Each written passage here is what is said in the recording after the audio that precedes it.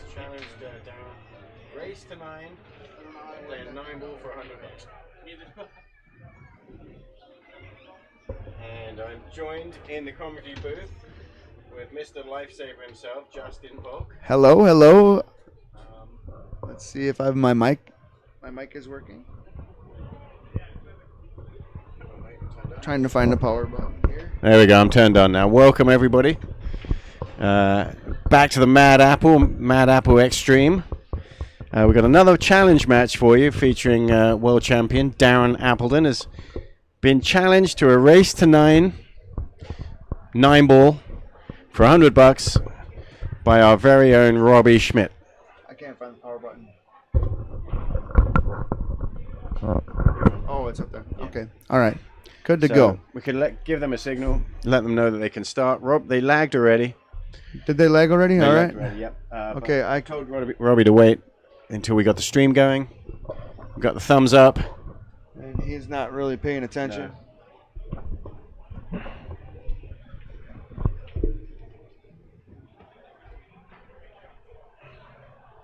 He's just kind of talking with Darren at the moment, and everybody likes to talk with the pros, right? So Tell them that they can go. I've been giving him a thumbs up, but he can't see me. There we go. All right. So someone told him, and we're on. Robbie's gonna be breaking. Looks like Robbie won the leg. Yeah, Robbie won the leg. Race to 9 must be Texas Express. Are they doing 3 foul rule or not? Do you know? I don't know about the 3 foul rule. I know that Robbie's chosen winner breaks. And I think that's a good idea because Robbie knows how to break and run racks.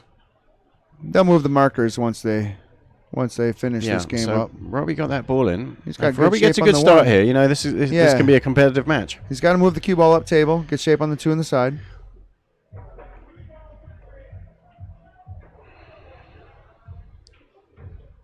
That was a good now shot. He's probably going to have to follow to that other side rail, come all the way across again, even if he has to nick the 7. Go to the top above the 3 ball. I think he was playing it from the side, and he went off the nipple, didn't it? No doubt about it. My goodness. That's absolutely right. Yep.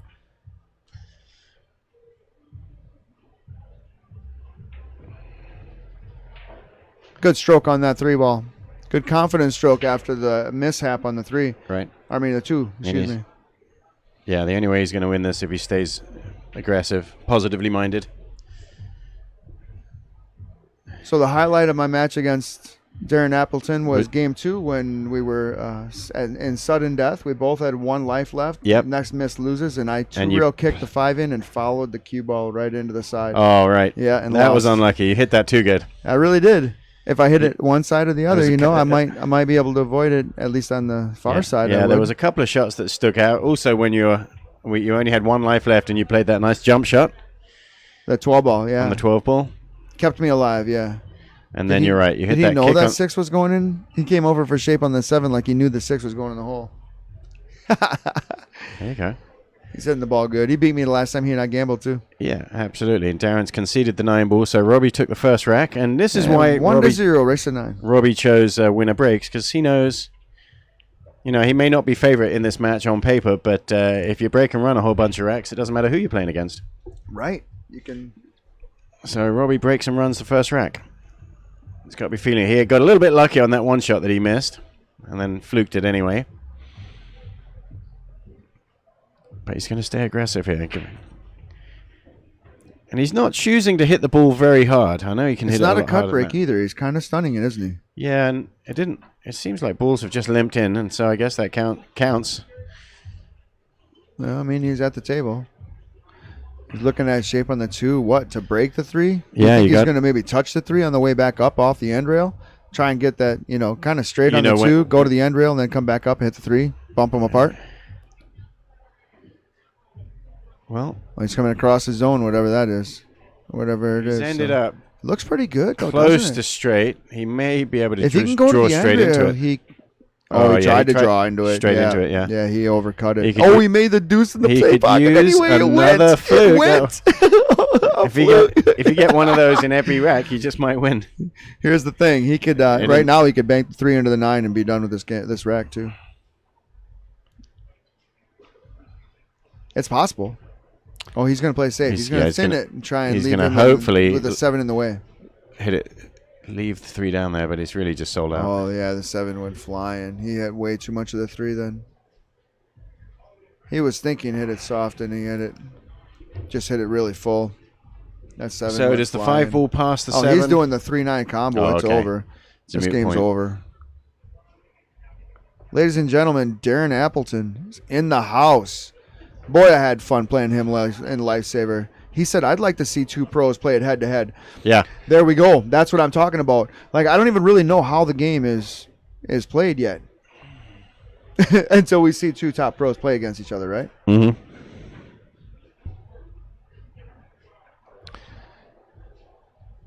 So one thing I've noticed ever since Darren's been here is breaking really well, and so this is what I need to learn. And what Mason was saying, Mason had a chat with Darren earlier, because Mason's been following the tour, playing in these pro events against the pros, but he thinks his break is the one thing that's letting him down.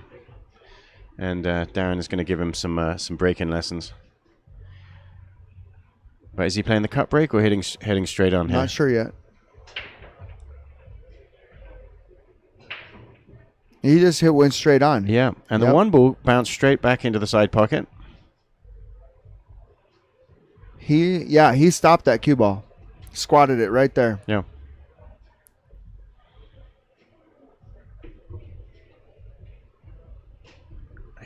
He's going to play the 2. I don't think he's going to play the kiss on the 9. He's got a nice layout here. Yeah, perfect shape on the 3. He'll play the 4 or 5 combo. I like to be near the long rail on that 4 or 5 combo. See, now I suppose it's still natural as long as you come off the side rail far enough. Because the 4 is going to kind of kill there on the 5. Yeah. Yeah, hit that nicely. It's a bad angle. I think he's got to worry about is the scratch on the side pocket. He's going to go around the table, is he? 7 ball? I think that's going to Oh, that's beautiful, isn't it? That's perfect. Yeah.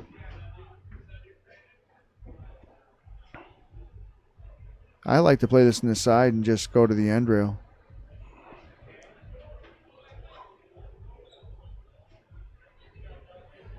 Yeah.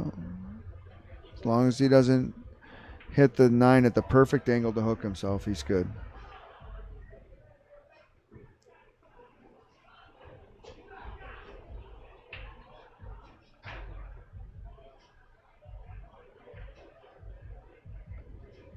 I heard somebody say they didn't understand why they call it a roadmap, and I think it's just because it's easy to connect the dots once it's set up. You know what I mean? Once I've always thought they call one rack a I've always thought that was a funny phrase.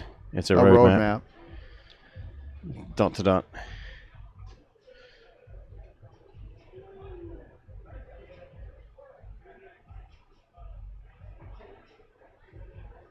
So let's see if he kills that cue ball again or if he cut breaks.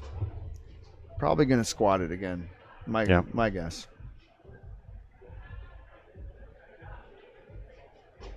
So on the last break, he made the 1 ball and went straight in the side.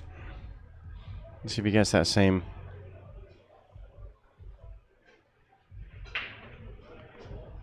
It's going toward the corner. Yeah.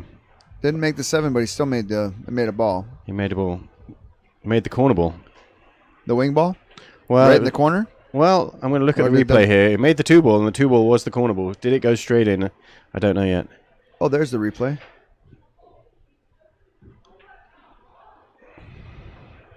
Now he's hit that soft. He's hooked himself.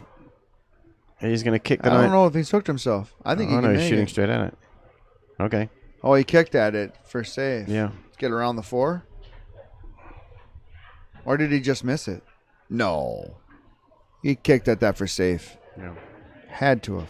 Tried to stick it behind the 9, I think. And then the cue ball leaked out, right?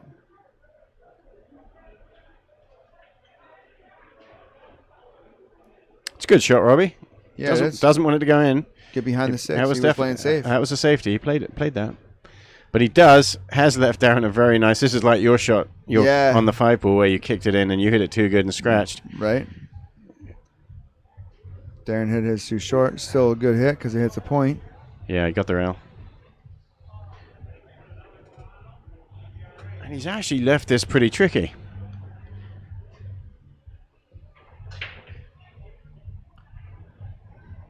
He is trying to just snick really it right thin. in. 2 rails. Got it. Oh, goodness. He knows he's shooting from a ways away. Yeah. A lot of distance on this. Did he think he was going to go into those balls, did he? I don't think so. I just think he didn't think it was going to go that far. You know, when you're hitting a ball thin, you got to remember, if you're hitting like 5% of it, then that object ball is going to pick up 5% of the cue ball's speed, and the cue ball is going to maintain 95% of its speed. So it's going to go further than you think. So a lot of people say, well, I hit that shot too hard and all that. Well, actually, a lot of times it's really how much of the ball you hit. You hit it just a little thin, yeah. You hit it too thin or you hit it too thick, and you know, that's how you can adjust the speed. Well, has he hooked himself? He may have. I think it just creeped out. He may have. Yeah, he's got he's straight down on it. You got to stroke this one good. Oh, he hit it nice. Oh, a little too firm, huh? Yep. He's going to have another top there, I said it too firm, and really it was just too much topspin, right? Same thing, because your stroke should be the same every time, right? That's what they teach. Right? You saying the same length, just different speed, or? I thought it was same speed and different length. Like, so if you choke up, it's still the same speed. Choke up with a shorter bridge, shorter shot.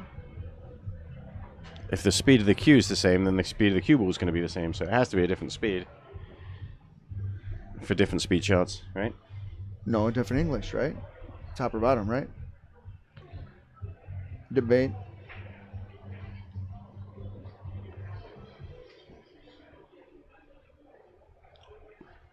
Well, he's been breaking well. He's been breaking well so far. So it's 3-1 in a race to 9.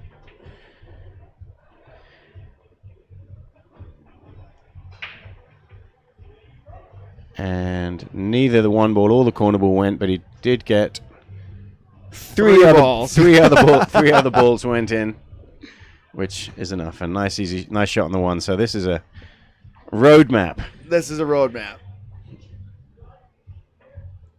You just got to get to the 3. Just drop back. And that's something I've noticed of. He's got such good control of his draw speed. Right. Although having said that, I don't think he really wanted to be straight on this ball, but he's now following up to the end rail and back down. Right. Misses the point. He almost hit the point there. Did he come off the point a little bit there? I'm not really sure. He might have actually caught it a little bit. He may have just caught a fraction of the point, which is why... Doesn't really matter. No just problem. Plays it around. It depends on if he freezes on the 7 or not. He's okay. Well, a little bit close to it, isn't he? He's just going to cut it and run into the 9. Well, this is a thin cut. The cue ball's going to travel around the table with speed. He doesn't like it. Not really. He doesn't have to make the cue ball travel with speed. Yeah, look at the overhead shot there, Justin. He's got to hit this ball really thin. To get the 7 ball to the end rail, the cue ball has to go around the table. You are correct. This is a different angle playing on that table versus table 8. And so he's got a thin cut on the 9. And no problem. Nothing but cup.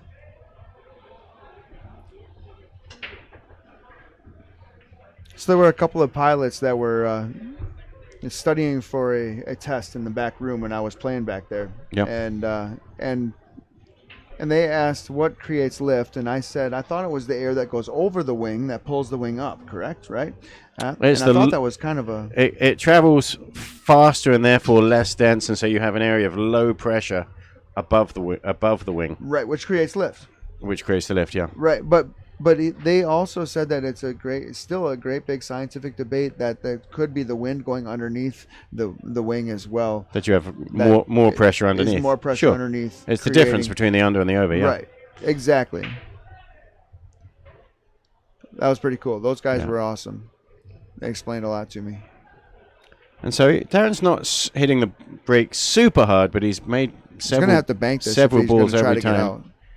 You think he's played safe behind the 9 and the 2? Well, the 2 ball doesn't really offer a good shot, even if you do bank the 1. So there's not a lot of benefit in just making this one ball here. Unless he's got a 2-9 combination. Is that 2-9? No, it's not. No. So, I think he's going to play safe. Plus, he's got almost a sort of a double kiss type angle on this bank shot. He doesn't like it.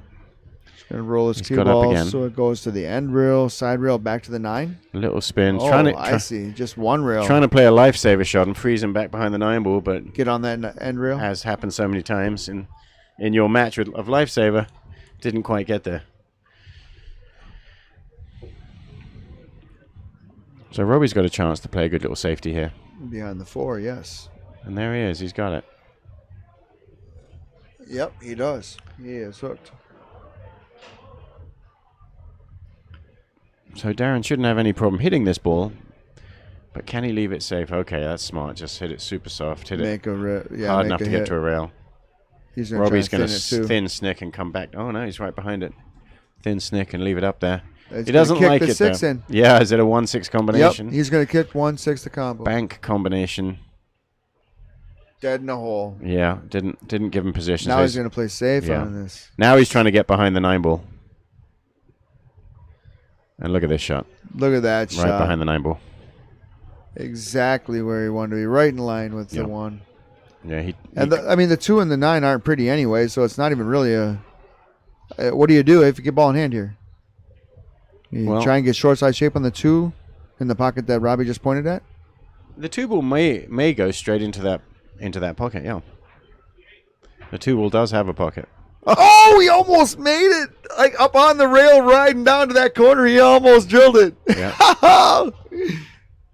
And the 1 ball's gone back to its happy spot on the end rail, right where it just came from. Right.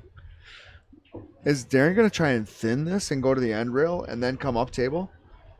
He's going to bank the 1 behind the 9. Yeah. Yeah, he's played that well. Yeah. 3 ball. That was a safety. Good shot. So this is brutal right here. Like, it's do or die, really. I mean, now that the 1 ball is there, if he doesn't get a good hit on this, Darren's going to be able to break. So what he's called here, he's kicking the ball 2 rails and then banking it 1 more rail. Into the side pocket. It's a kick bank into the side pocket. 2 rail kick, 1 rail bank. And that's still a really good hit. That's all right. And a good leave. Ball's opened up now. Now the 2 balls are up. Yep, 2 balls open up. So, safe behind the 9? No.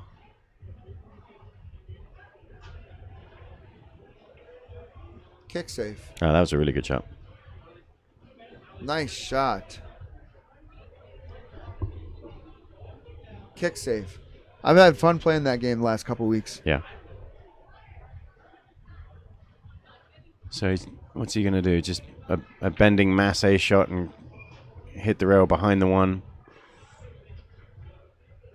Bank the 1 down towards the corner pocket and leave the cue wall up by the 2.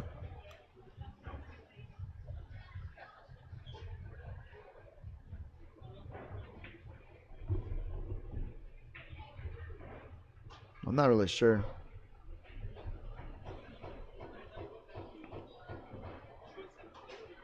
I suppose he's just trying to go past the 3 on the left side with a lot of right spin. He's going to spin it. Yeah, he's got to curve the cue ball. It's a little mass A shot, I think, with a lot of right-hand spin to the end rail and kick the 1. He'd love to have kicked it fuller than that, but that actually worked out okay. That works out all right. Gives Darren some options, though, because you could thin the 1 and get behind the 2 possibly, depending on the angle.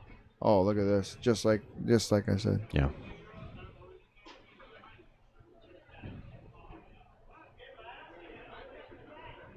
Now he's going to kick for a hit and hope a ball falls.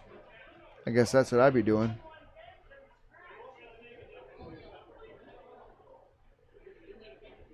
He's going to kick for the side pocket.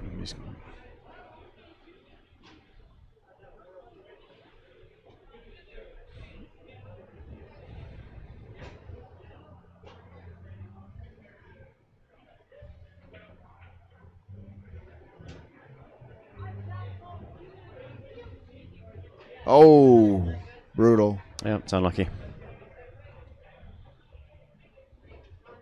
We were talking before about whether Robbie should have chosen winner breaks or alternate break. I think alternate break is an equalizer. I think but you don't really want to equalize when you're playing against someone who is levels above you. I think you don't want to equalize. Why wouldn't you? Well, because you're going to end up losing. I would want to equalize if I think with winner breaks, you have the risk that Darren's going to break and run against you. But Robbie breaks and runs. He started out the first rack with a break and run, and if he'd kept that up, he has a chance. Well, I mean, if you shoot like that, you should win anyway, right? Right. Well, I just think that the alternate break takes away from Darren running a 5-pack on you, which is very possible at any point. Yeah, absolutely. Yeah, that's true.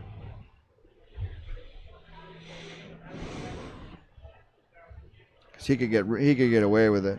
I mean, just get away and just you don't know it, and your pole's already in the river.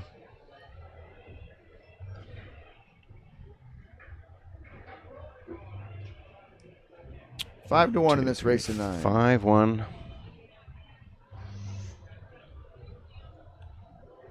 And let's just watch him squat the cue ball in the middle of the table. Oh, he did hit the side rail that time. I still don't think he was trying it. I think it double kissed kind of off the 1, right?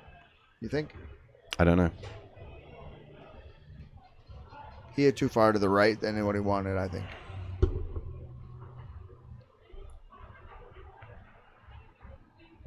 So he's got a shot on the 2. And there's a 3-4 combination at the other end of the table.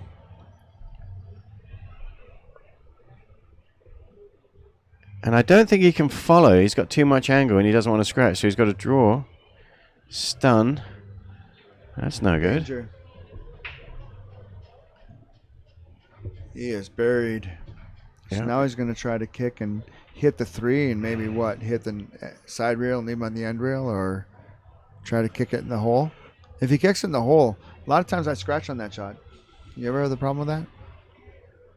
Right. You make it. You hit it perfect. And the one you're talking about, the one rail kick from the side there. It's just dangerous. Cue ball going up. Yeah, the cue ball likes to go to the corner pocket. Just like that. That's what you said. Just like that? Yeah. That's a good. Happens to me a million times. Yeah, that's a good call, Justin.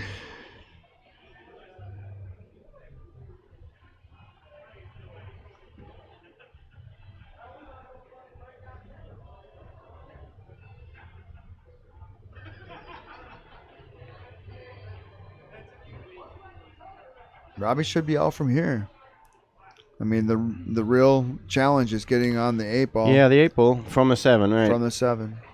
And that, I mean, it's pretty easy to get on the 5, so he should be able to get wherever he wants on the 5, Yeah, so he should be able to have whatever angle he wants on the 7 for that. So I think he just he can hit this super soft and just roll forward a little bit to give himself just a rolling angle. You like that? You think you should go off the side rail?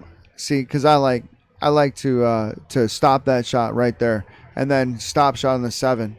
Or drift a little bit. Yeah, ran through up in the corner and let just a little bit. Higher. So he is playing that rolling off the side rail shot. He might have a lot of angle there. I can't really. It's hard to tell. What's he looking at? It's hard to tell here. I mean, he looks like he's maybe going to follow he's forward and play in the side a little pocket. Bit straighter than he wants to be on this. So he's. Yeah, he's going to play that 8 in the side, which is going to let the cue. Yeah, he's going to play the 8 in the long corner. You think so? Yeah. I think he's going to play in the side.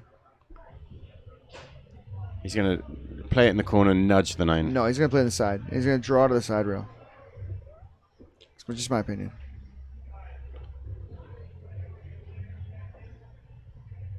He's drawing. Played it in the side, just like you said. Position was better.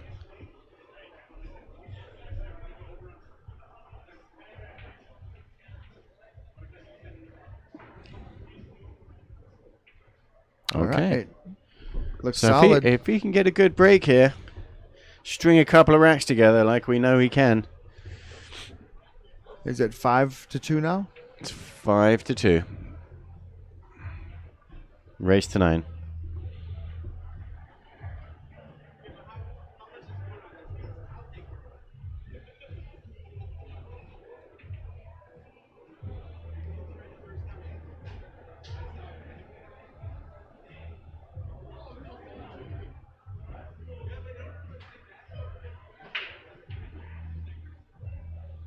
Yeah, pretty good break. Yeah. Almost got pretty unfortunate there.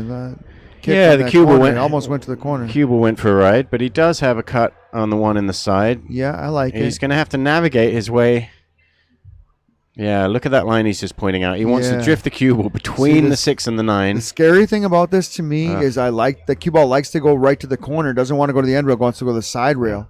So he chose to play safe, and he did make a rail with the 1. So he's good. That was a good shot. Yeah.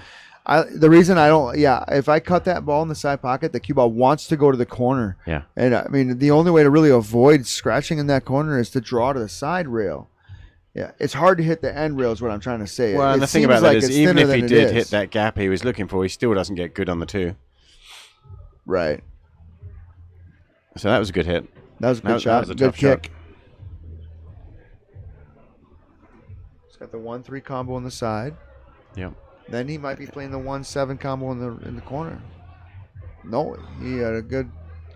So he's got a shot on the 1, but he's going away from the 2. You got the 4 ball blocking your path, and he thinks he can get around the back of the 4, 3 rails and out. Really has to go 4 rails to get back. Yeah. Oh my goodness, he did it. He played it really well. He did it. He hit it with speed. That's all right. He's all right. He can see the left side of the 4. He can cut that in. It's a tough shot, but he can get back in line is what I'm saying. He's just got to leave himself up by the 9. So, but that's a tough speed for that shot because it naturally wants to go back up table where he is. See? That's what I'm saying. It's all right. He's got that 4-7 combo. He can get shape on the 4 next. Just roll it right in, right? Yeah, just pocket speed. Roll this combination in. It's going to go in easier. At putting speed. Just like golf. You don't want to shoot it past the hole. Well, I mean, but they also say if you don't shoot it past the hole, you're not giving it a chance. Don't they? Well, it's got to get hard enough to get there and maybe an inch or 2 past, but... Hit that too hard, though, didn't he? He sure did. Should hit it putting speed. Yeah. Pocket speed, as they like to call it. Pocket speed is what we say. I like to call it putting speed, because in golf, you never whack it past. You never whack the ball in, do you, in golf? Oh, I've done it lots. Well. But that's just because I'm an idiot. Hey. It's a good shot, Robbie.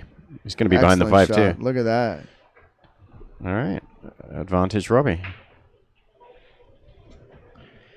Robbie, his big grin, looks over to the commentary booth. Yeah, we know that was a good shot, Robbie.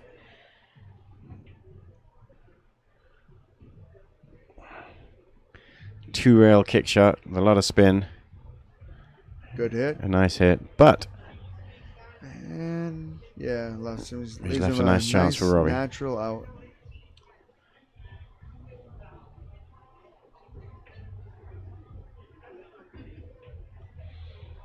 No, he's left himself pretty straight. Yeah, straight on this ball.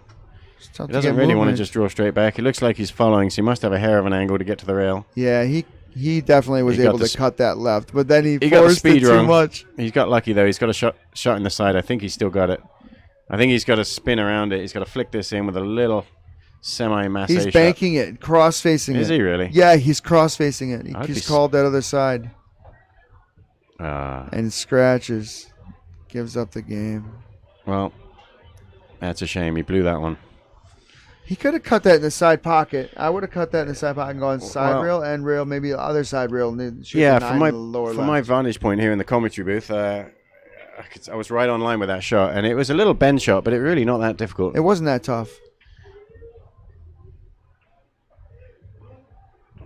But that puts Darren to 6. 6-3. 1, 2, 3. Is it 3? Oh, no, I'm counting the other way. Yeah, 6. It's probably 6-2. I think it's 6-2, yeah.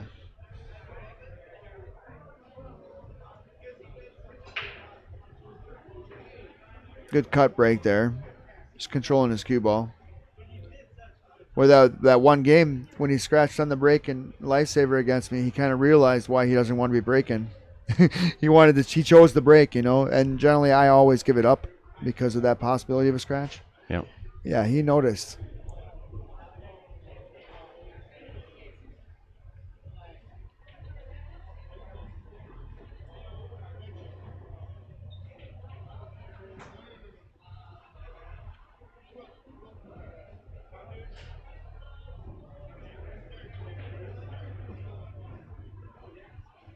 So I think I'm going to challenge him next. All right. If you wouldn't mind staying in the comedy booth, I'll get Mason to come in with you. Sure. All right.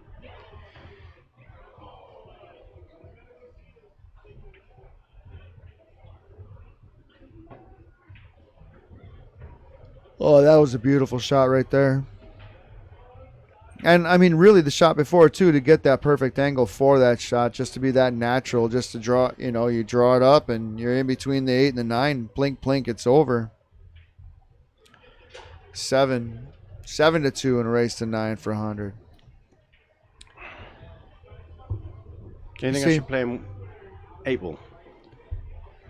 I don't know. It's Darren Appleton. He's one of the best 8-ball bar box players in the world. Well, do you want to play him 8-ball? Well, guess what? He's good at all the games. This is true. But there's a possibility with rotation. I think that I think there's a little more happenstance as to who ends up on the 9. You know what I mean? You both play pool, but in 8-ball. The strategy, the war, if I'm going to play him, I'm going to play him a lifesaver. I know I'm going to lose. I'm not playing but I'm going to learn something. I'm definitely not doing that. Oh, that was great. That was absolutely fantastic. I had a blast playing him. Yeah. All right. Push out on the break. He's got no combo. He's got no combo. No carom. He's got a thin cut one way or the other to try and get safe. He's going to play safe behind the 9, you think? I think so, yeah. No. Oh, no. What is that?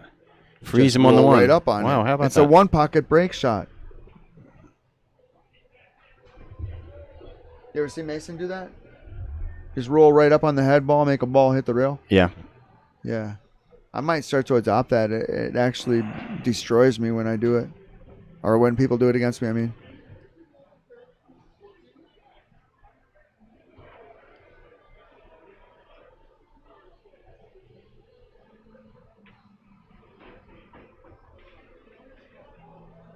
Oh, I think he was trying to play that off the 4. Right. Yeah.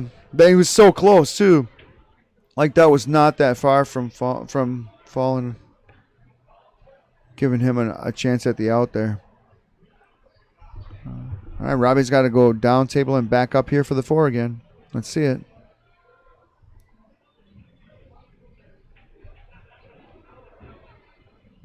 Nice play. He got past the 9, didn't he? He did not. Oh, he didn't. Nope. Brutal. He just needed to get a little bit further. So now he's kicking short side, trying to call that corner, too. I don't think it matters, right? They're playing 9 ball, so it's slop. He pointed at it. You don't have to call it. But he is going to try and kick this ball in.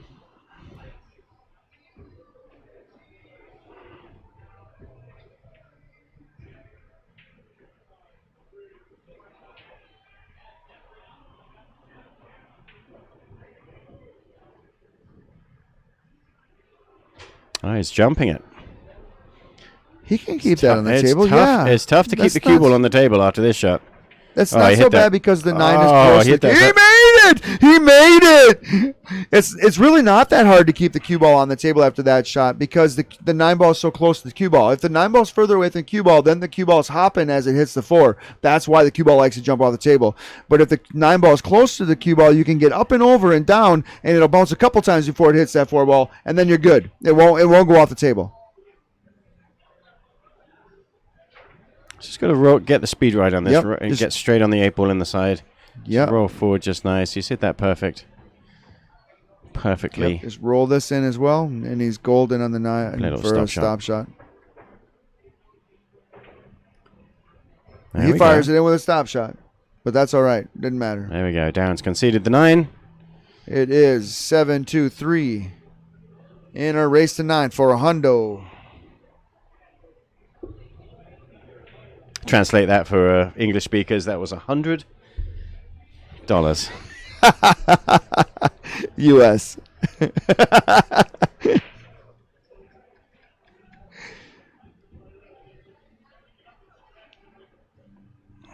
Now, winner breaks. He still has a chance. All right, Robbie. Let's see a 3-pack. Okay, it's a good break. Makes the ball. He's hooked on the 1. He's either going to jump the one in and run out. Yeah, he's not even going to consider playing a push out here. Nah, just jump at it and hit it. He jumps so well. You might leave him tough on this. You know, a lot of times when you hit it right, you get up over the ball good. You get a good solid hit on the one. Well, he's just planning on making this. Well, I mean, even if you don't, it seems to good things happen. Good things happen when. Keep your jump cue in your hand, Robbie. I think you need it again. Well, that's all right. That's okay. He's at the table. He's still going. That's right. And this jump shot is not tough. If he hits this 2 pretty good and hits the 6 solid, it'll kill that cue ball quite a bit. He won't go toward a corner either. A lot of times when you hit 2 balls, you go towards the corner, but with this angle, you're losing a lot of energy, so you won't go toward the corner. He drilled it. That was a great drilled it like it's round. Now he's jumping the 6 to make the 3. 3 jumps. Let's see another jump. 3 jump shots in a row. This one's tough, though. This one is tough because that 6 is so far away from the cue ball. You know what I mean? And he wants to stop or draw the ball a little bit. Oh, it's brutal. It'll settle for a stop shot. I do not like this one bit. Yeah, he didn't get over the 6.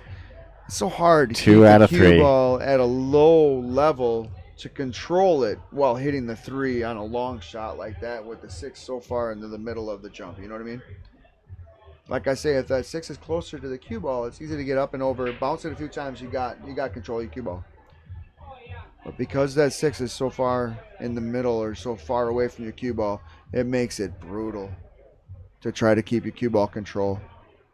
Try to make your shot. Anything. Just makes it harder.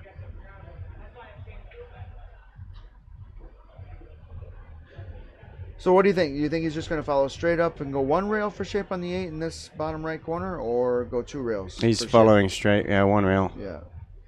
Simple.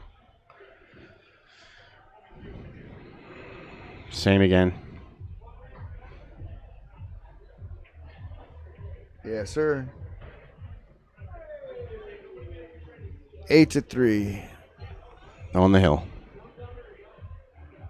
Ladies and gentlemen, Darren Appleton, gracious to give us his presence at the Mad Apple. Playing some challenge matches. Racing 9 for 100, Robbie Schmidt.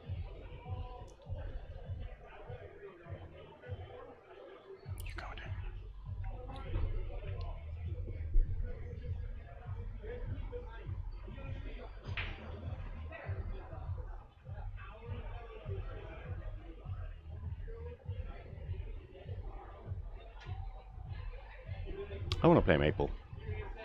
Say again? I want to play April. I think you're going to play April? That's good. That's interesting. It's more That's going to be good for commentary, I believe. Because you have an interesting way of looking at 8-ball, too. A little different from my own. Yep.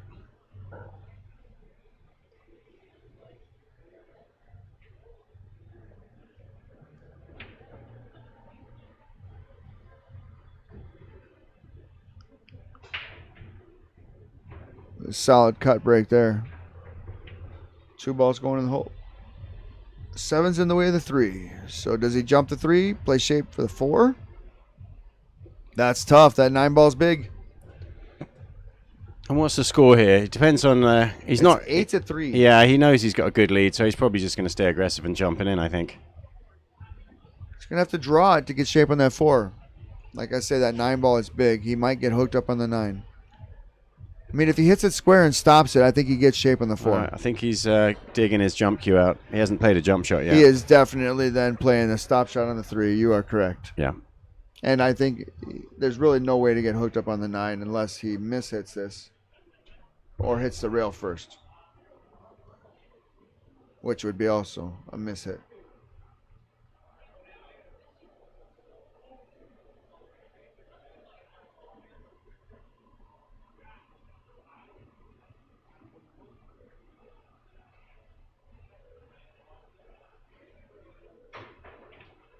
Oh, he hit it well.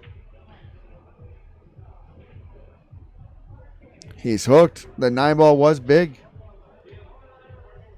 I mean, it didn't need to be in play, but because if he plays a perfect stop shot, and he was straight enough to be able to do so, I think. But he hit the right side, missed it actually. tittied out and went over to the other corner. He can see it, though, or he wouldn't be getting down on it like this.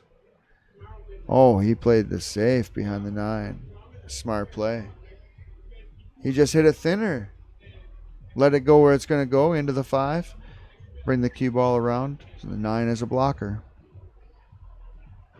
Robbie should be able to come off the rail and hit the 4 ball and play this 4-5 combo. He might be able to see enough of the 4 to hit the right side of the 4, which will throw the 5 in. Who knows where the shape on the 4 is?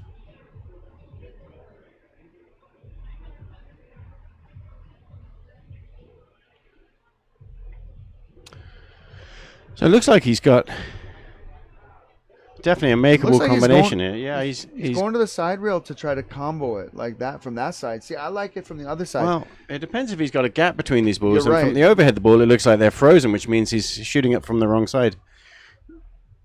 And he missed it, but he got the 4. There we go, 9 ball. It all counts. Yeah. See. There we go. He needs a good roll. Yeah. But I agree with you. I think you needed to throw it the other way. I think he needed to hit the other side of it. That's why I was wondering. He's got to judge this so he doesn't hook himself. That's why I was wondering if he could went see underneath. enough past the 9 to be able to make it or not. But should be good here. He's ended up good in the side pocket now. Yeah. Oh, he's real good on the 8 with a good angle to get anywhere he wants. Jeff Cole out there in the chat wants to know what they're playing for. They're playing a race to 9 for $100. MH is up next. I believe I'm up next. We'll see. Why not? What are you playing him for? 8 ball? 8 ball, probably a shorter race. 7 hopefully. 7? I don't know. 6 or 7 for $100, if you will. Unless he's scared. Yeah. Uh-huh.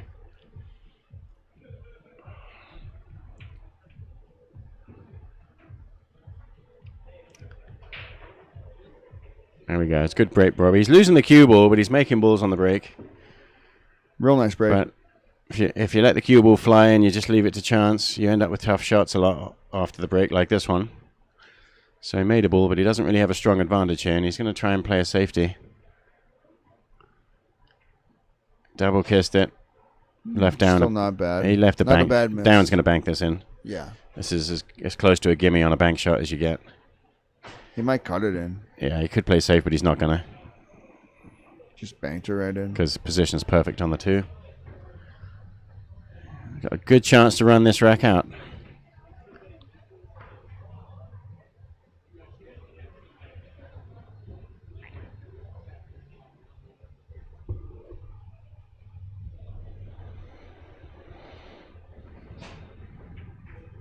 Center hole.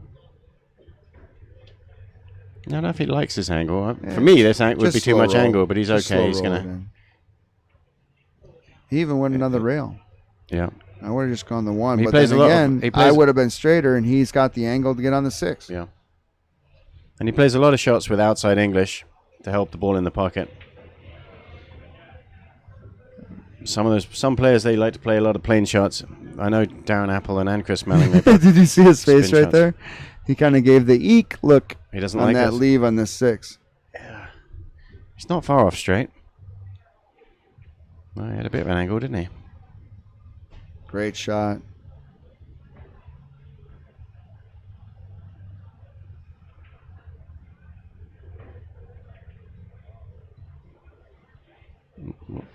And that is set. Robbie's digging for his money. Thanks for watching, folks. We're going to be up in a few minutes with another match. And I'll be right back in the booth. I'm gonna go get Mason in the booth with you, and hopefully I'm gonna go play Darren Appleton. We'll be back in a minute.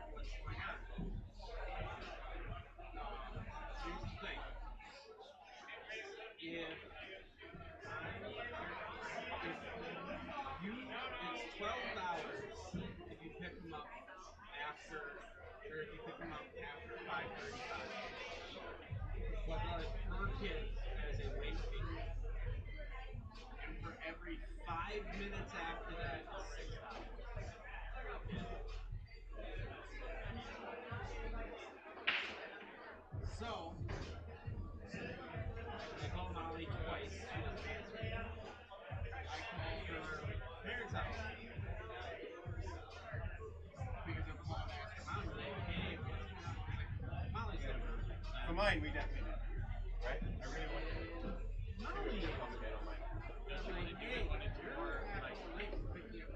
When it's what? When it's less pulsating or there's no way to fix that, and this is my opportunity. I'm playing him $100 set. Thank you. Come on in here with me. I need to buy water.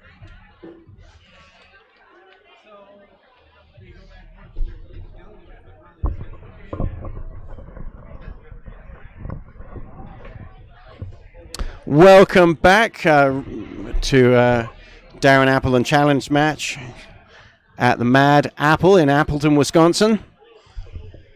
And Robbie Schmidt is now playing a second set.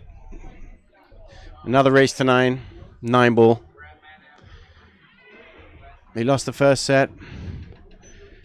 9. What was the score in that last match, Mason? 9-3. And they started up again, 0-0. This is MH potting Penglaze, joined in the commentary box with the Stone Mason, Mason Cook. Hi.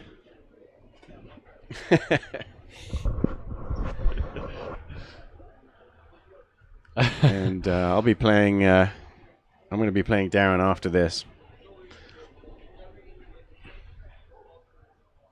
Now Robbie's played nice little safe there. Yeah.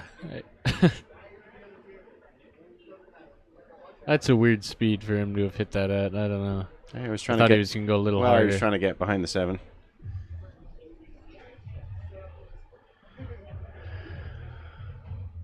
So, if that's frozen on the rail, he may be going rail first and spin it in.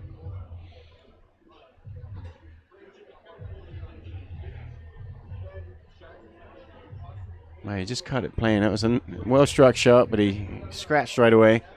He's not happy.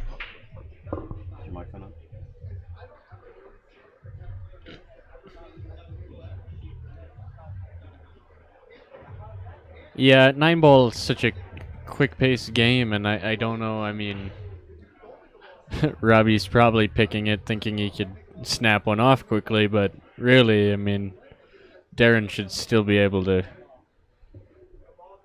play his game, you know, and it's honestly much quicker, so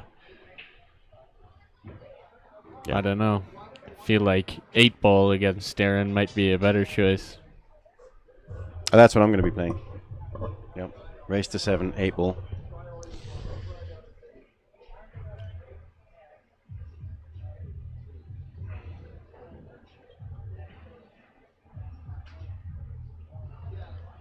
But yeah, Darren's been breaking very well, making mostly two balls on the break.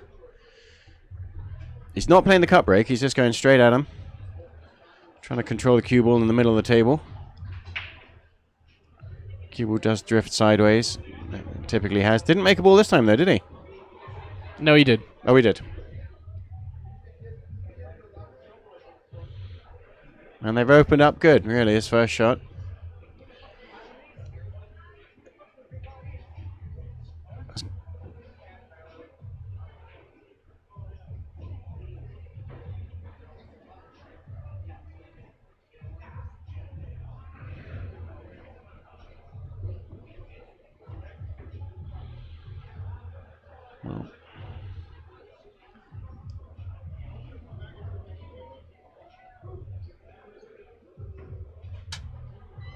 It's not going to take him long at all.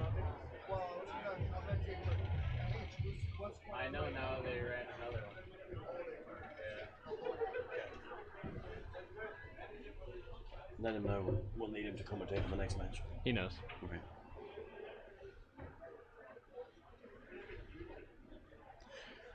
Bridging over the 9-ball a little bit. Oh, no, he's right. No, he's not.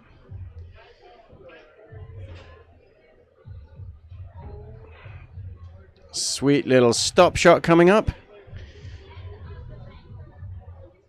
Nope, roll forward with speed.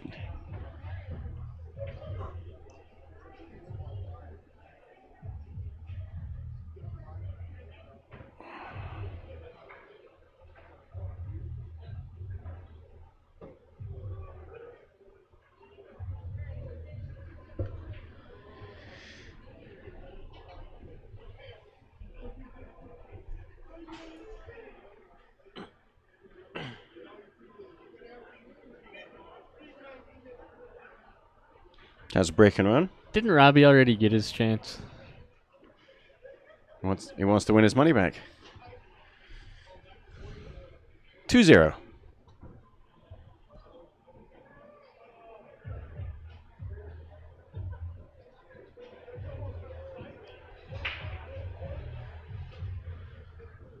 Now nothing went. The break's not...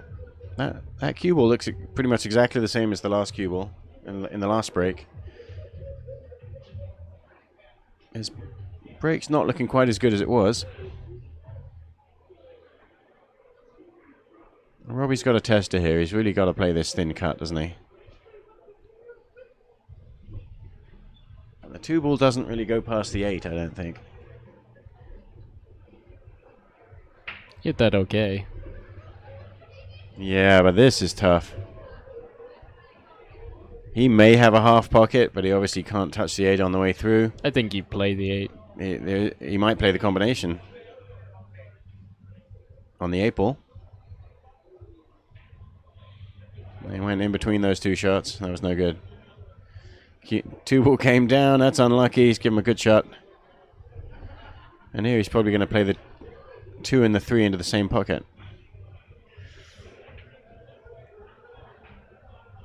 And he's just got to negotiate this 9-ball. It's not natural because he naturally wants to kiss into the 9-ball, so he's satisfied just give it a little bump. He's put the 9-ball on the end rail, which means he's got to play good position when he gets to it from the 8 to the 9. And that shot looks like he's okay. Bridging over the 7. So he's got to kiss the 6, right? No, okay, down below it. So he's really... It looks like he's run out of position a little bit there. He's still got a good makeable cut shot on the 6. In the corner. Oh, what a great shot. 3 times across. That was a good recovery shot. Yeah. So he's in nice position here to get whatever angle he wants on the 8. Has he got it? What's he got? It looks just a hair off straight, so he's just going to draw straight back. That's how I like to get down there anyway. Oh, look at that. He's got such good speed control on his draw shots.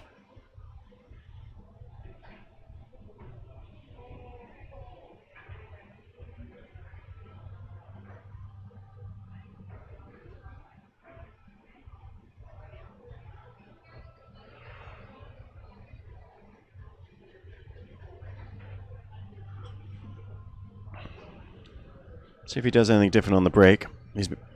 Until the last couple of racks, his breaks have just looked... Yeah, not quite unstoppable, but... Not in this set.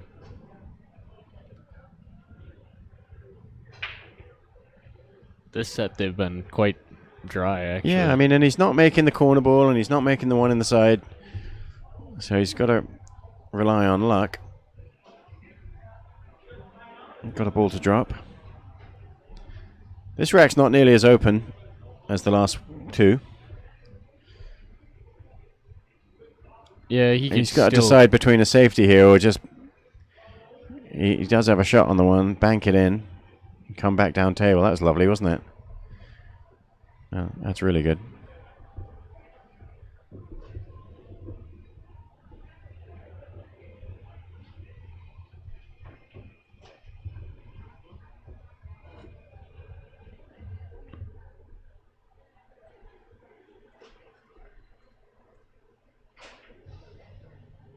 So what's he done here? He's kind of put himself in trouble there. He didn't have to do that.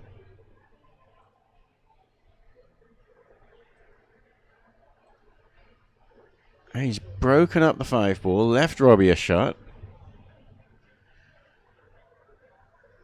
All because he played the wrong speed on that 2-ball that he cut in.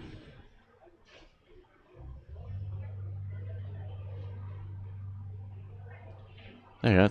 Oh, he doesn't like it. Too much inside English. He put a lot of spin on that ball. But he's okay. He didn't scratch.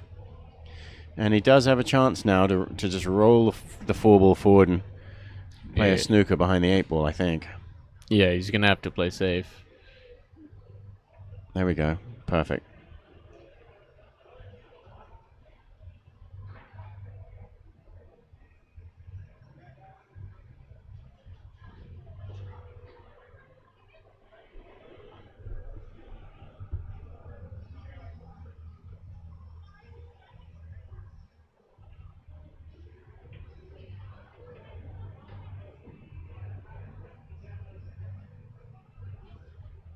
No rail.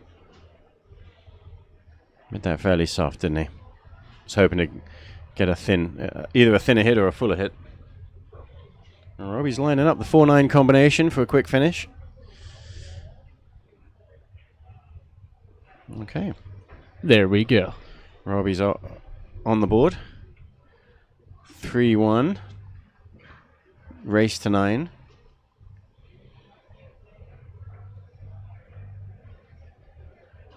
And we sure have had a lot of good players come through the Mad Apple, haven't we, over the years? Yeah. Started with Francisco Bustamante. We had him here. What was that, a couple of years ago? Yeah, right when we opened in 2017. So the Mad Apple has been doing very well with a lot of good challenge matches, but we had... yeah, we're happy to have them all Alison here. Fisher was here. Yep, Kelly Fisher. Another English. Was also here. Wee Su Chen. Kelly Fisher. Yep. And then, of course, we had Johnny Archer and Earl Strickland not that long ago. Traveling together. Yeah, and I hear, like Darren had remarked, how great of a place he sees it. He said this might be the greatest pool hall in the United States. In the whole world. In the United States. So. Darren Appleton said that? Yep. Wow. Earlier tonight. Is it because of the name Appleton, do you think? No. He had a steak and loved it. He just thinks it's really cool, connected to the hotel and all the different facets of the business. So, thank you, Darren.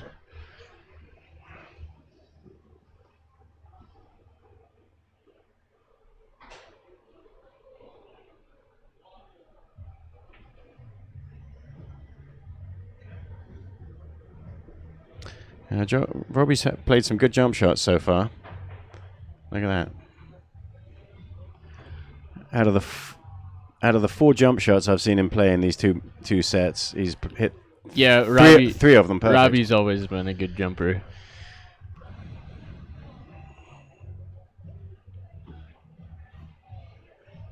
So here's a nice shot to test your stroke. You just got to hit it in sweet with just a good. Really, even if you just stop the ball, you could stop you're gonna it. be okay. Yeah. You're gonna put a little bit of draw on it there, aren't you? I suppose. You could stop it. You don't really want to get straight on it, do you? Like, too much.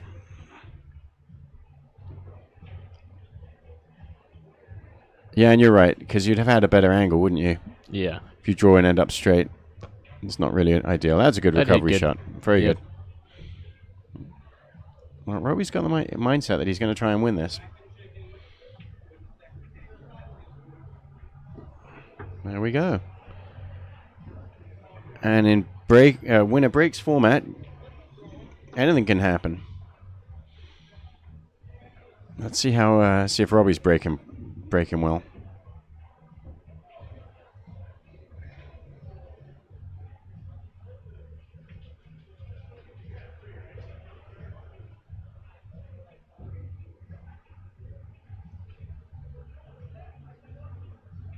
Well, that was good sporting. Darren had forgotten to score one of his games, and Robbie said, "Hey, you got 3, right?" And he moved Darren's coin forward.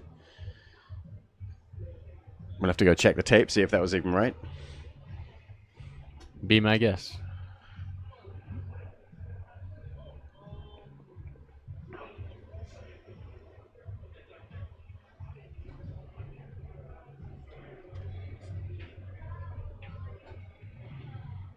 That's a tricky little thin cut on the 1 ball. Snicked it in well. Yeah, he's playing good right now. Hey, He's got a chance. If he can keep it up right now, I'm thinking 9 ball. Robbie can play pretty good.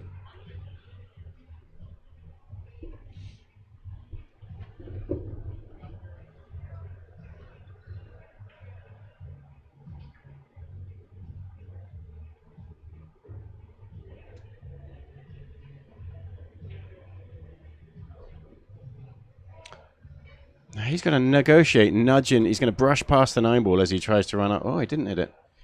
He was able to miss it. He looks to the sky. He's not happy. Yeah, he's got to not worry. I mean, just make the 4. You're good. Yep. Once you start trying to play too perfect, you're going to ruin any momentum that you've got going. That was good. Oh, did what he needed to. Saved by the 7 ball. 7 will be fine. He's kind of really got it enough off that end rail to cut it. Well, that's overstroking everything, which is, I mean, turning out well for him. Well, that's good, yeah. He's now got to get it. He's put the 9 down on the end rail, so he's got to get a good angle on the 8 ball to get back for the 9. You've got to make a choice here. What kind of angle do you like here, Mason? I think you actually often too much paralyze yourself in this. I mean, just take what you can. You should be able to get there regardless.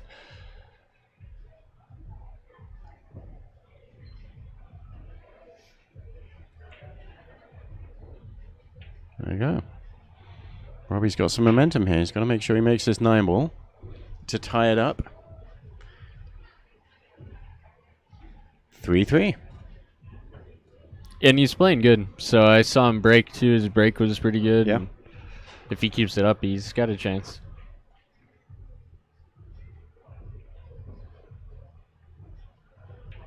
And then if Robbie wins, they're going to run it back again, I'm sure. I'm sure of it. All right. Yeah, I'm not sure how many sets Robbie's going to play here.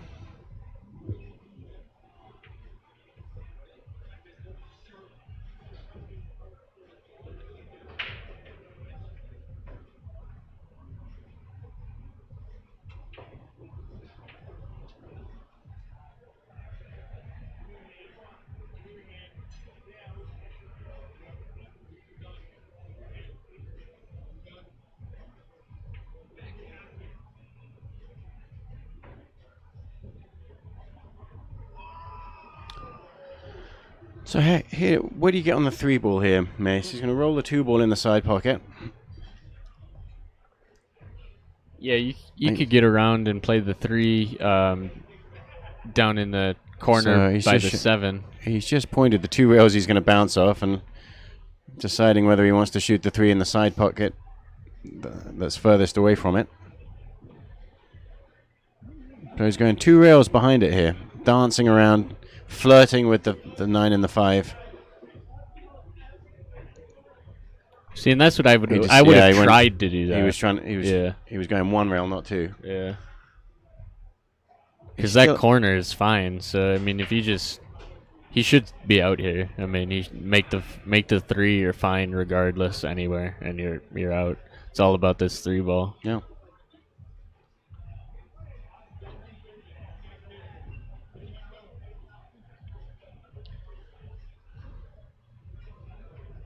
Oh, and that was a bad miss. And not doing that.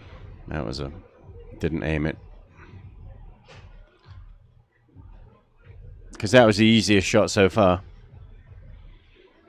It's easy just to not actually aim those balls, isn't it? Yeah. You got to focus on every shot.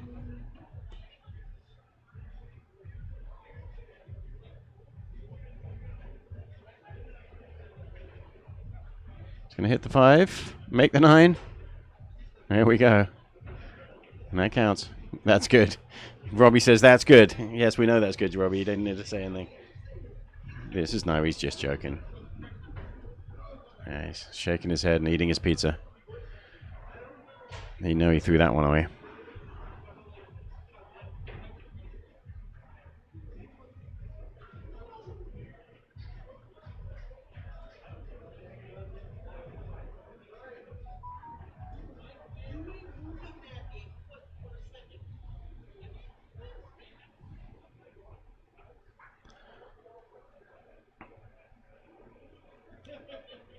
So that takes Darren into the lead again, 4-3 in a race to 9.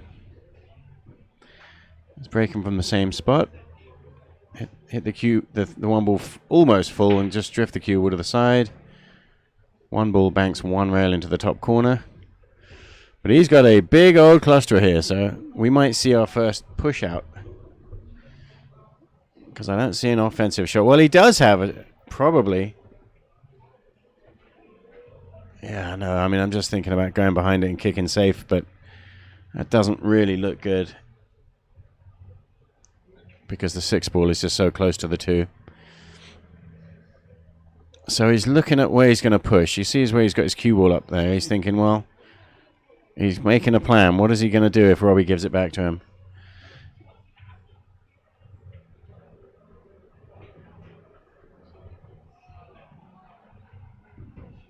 Mason, where do you put the cue ball on a push here?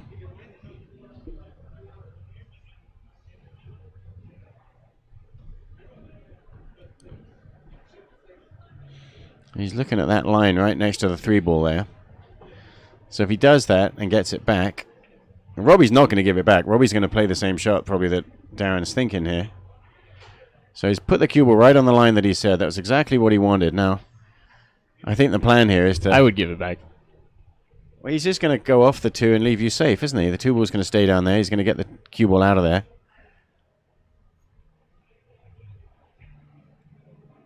Just like that. Oh, did he deserve to scratch? That was a shame.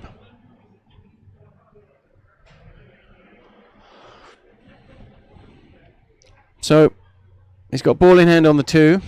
The 3 ball's way up table. And the 4 ball's frozen to the side rail. So, he wants to get a nice angle on this 3. I think he's just going to draw straight up table. Stunned straight up table that was. He hit a little shorter than maybe you wanted. Maybe not.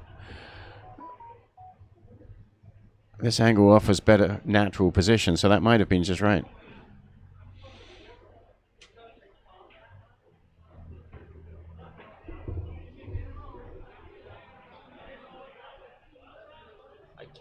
I can't do it anymore. I don't know. I can't do it.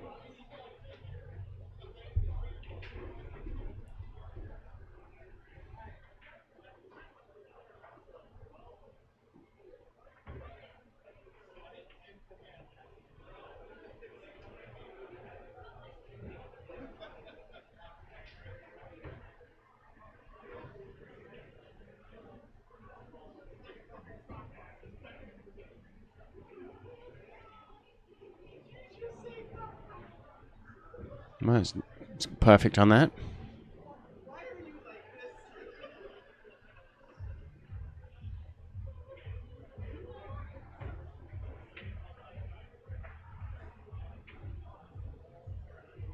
Nice little run. 5-2. 5-3, right? It's 5-3 in a race to 9.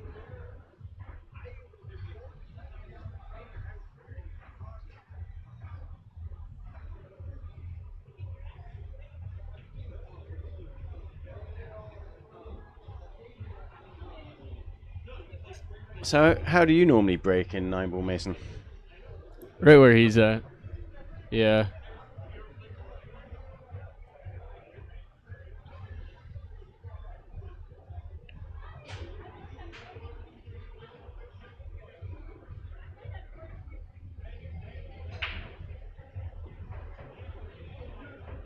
Look at that break. That's what you want. Yeah, that's absolutely perfect. 1, 2, 3, 4, 5. 4 balls on the break. He's got to figure out how he's going to break the 6th ball out.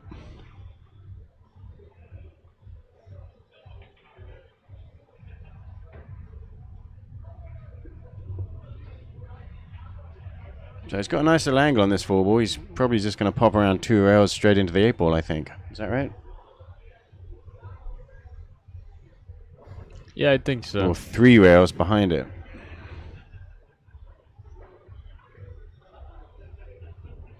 Two rails right into the 8. That'll work. Yeah.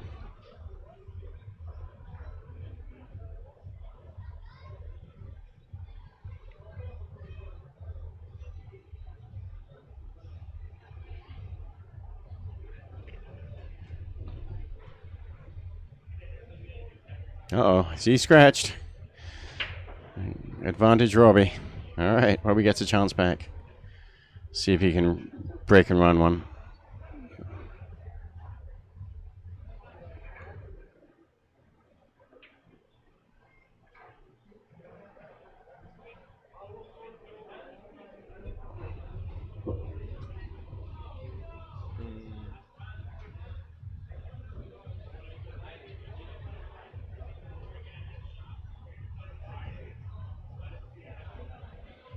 He's going to hit this one harder, I think. Give it a good old slog. Cue ball flies. Makes a ball. No shot on the 1. You can see the thin edge of this. Yeah. It's tough to come around because of where the 4 ball is. Yeah. Yeah, that safety needed a little bit more thinking.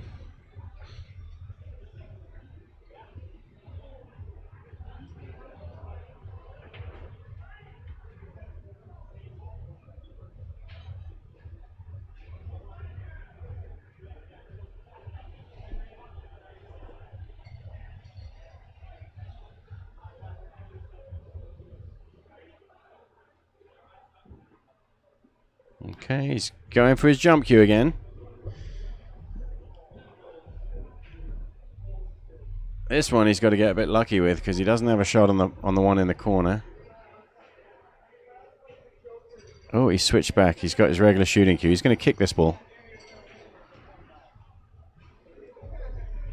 He's changed his mind.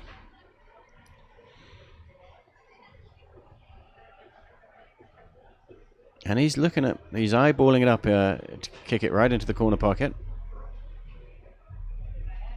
Past the 4.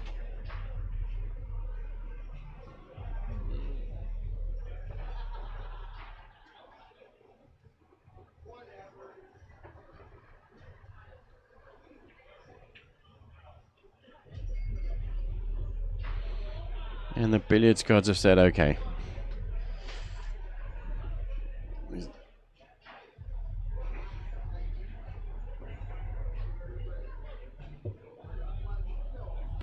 It's a good save.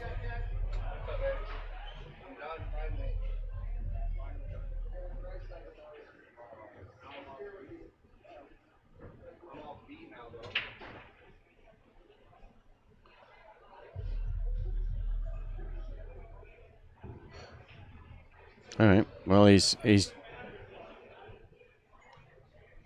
to jump over these 2 balls. 1 ball in the side pocket. What a shot! Wow. What a great shot. He's shaking his head. He couldn't have hit that much better. He was hoping to break these balls out, of course. But that would have been just absolutely perfect. You couldn't. What now? He's thinking though. You couldn't hit that jump shot much better, could you?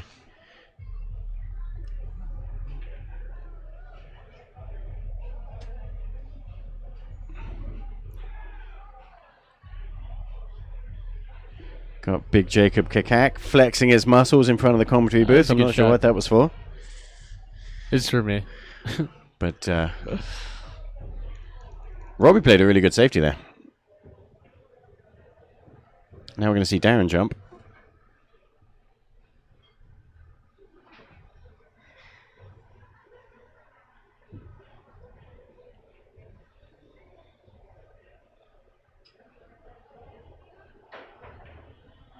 Oh, no. Oh, and he scratched. Oh, and Robbie's got a good chance to tie it up here. Yeah. Make it a race to 4.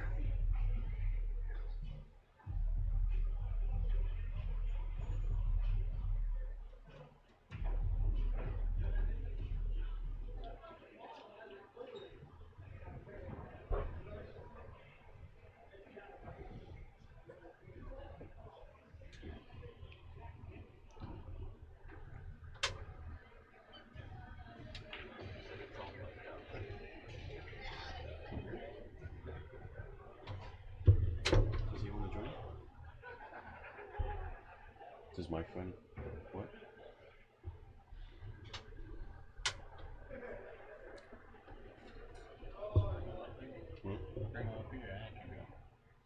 I need you. You're gonna commentate on my match. I really need it. I would like some commentary on my match, please. Okay, then I need to leave now. Otherwise, you're not going to get good temperature.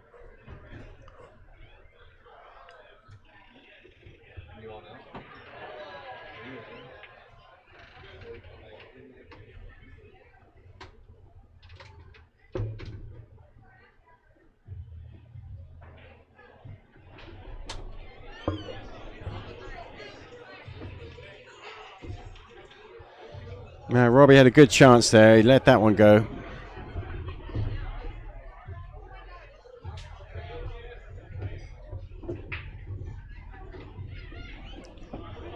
Joining us in the commentary booth is Big Jacob Kakak. How's it going? Good, welcome. Robbie's been. Have you been watching this match, Jacob? Robbie's been doing a pretty good job. He just let that last one go. He wants to take a mulligan on that 5-ball. I got to watch a little bit. I had to finish my shift, and then Sure. last I saw, Darren was ahead. Yeah, he's 2 games ahead now. Did they finish a set already, or are they? Yes. Yeah. Darren won the first set. I think it was 9-3. Robbie's been doing really good in this in this set.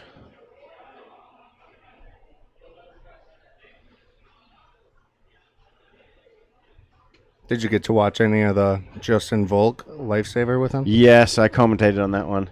It's tough to commentate on Lifesaver. Yeah. It's a different kind of game. But Do you know the race? yeah, they're playing a race to 9. He's made a ball. That one he let the cue ball disappear on him. He's lost the cue ball, so now he's going to have to push. It's a race to 9. Winner breaks. And the score right now is 5-3 to Darren.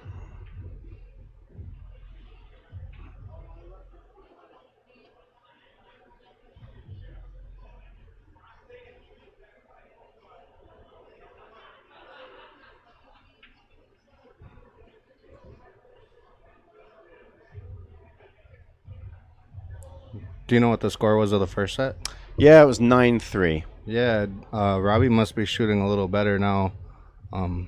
Yeah, I watched a little bit of that first set, and he was playing good, and he'd get to like the last 2-3 balls and yeah, run out of position. He's playing aggressively. He's played a lot of good jump shots.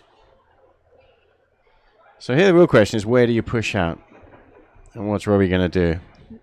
Looks like he gave him a slice of the one. Yeah, and it doesn't go in the side pocket. He's got to find some way to play safe here. It's not obvious immediately what that safe would be. I mean, you can get the cue ball down, yeah, where he's pointing down behind these balls. He's going to send the cue ball close to the 6 ball. He'd like it to stay in there, but it hasn't. It's come out, so now there's a nice 1-2 combination in the side pocket.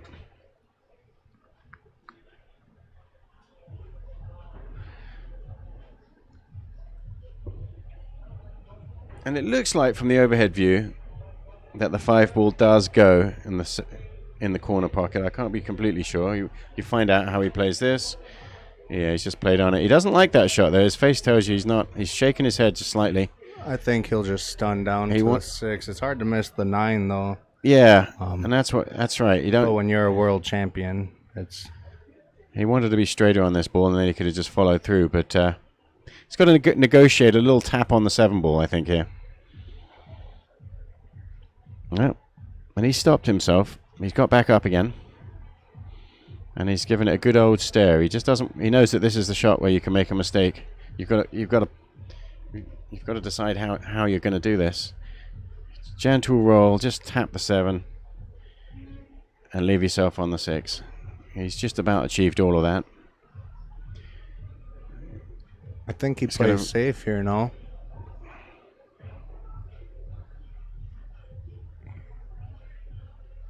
Yeah, and he played a good one.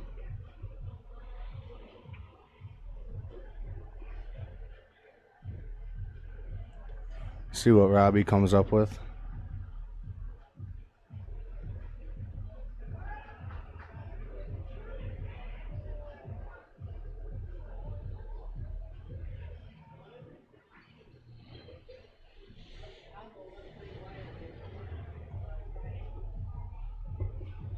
So it's not really difficult to hit this ball, but first thing is he wants to make sure he doesn't just scratch right in the corner pocket, which this shot sort of lends itself to if you just come up behind the 6 and the natural rolling follow that's on the cue ball takes it right into the corner pocket.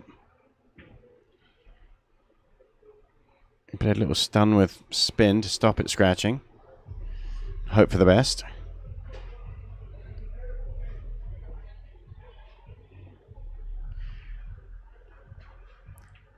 Now the question on this is, can you shoot this ball in and miss the 8? You don't really want to tap the 8. Does it mess up your position? There we go. Missed it nicely. Needs a friendly little bump on the 7. Didn't really get it. But he is straight in the corner, so I think he's good.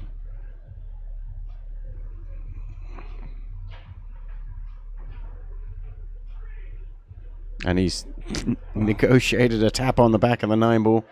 And he survived that too.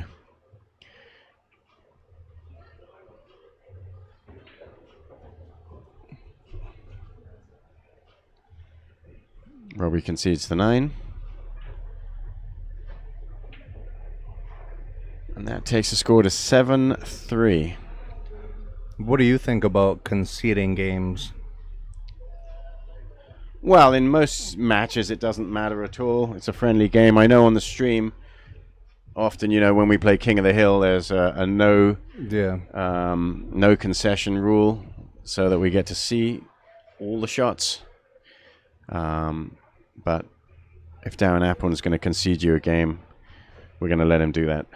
Yeah, I like the conceding on the hill as a sign of like the tip of your king in chess when you just resign. Tipping your king over. You got to fall on your sword sometimes. That's what you like to do, is it, Jacob? Concede? Now, if he can get the cue ball down table, well, he couldn't really. What has he left himself here? He's shaking his head. Maybe he thought the 2-9 was... Well, the only way to play the... if he'd been able to get his cue ball down table, and he obviously felt that he just didn't have that chance. If he hits this right, he can make the 9, but this is an exacting hit needed. I missed what he did. Oh wait. It's settled for any kind of touch on the 2. But here's a... Here's a kiss shot.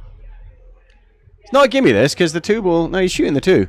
He's not playing the 9, because the 2 ball would have bounced out and messed things up. So even with ball in hand, he didn't shoot that 9 ball. Doesn't have any real problems the way these balls are laying.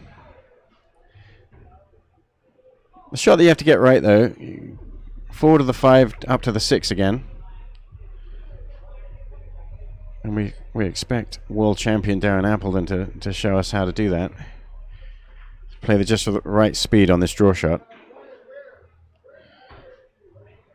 And that is just lovely, isn't it? Oh, he's a little close to it. He didn't mean to be that close.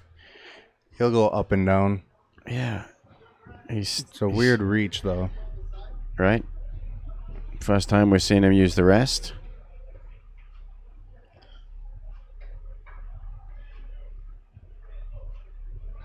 It's a good shot with the bridge. How's he going to land on the 7? You got to use the bridge again.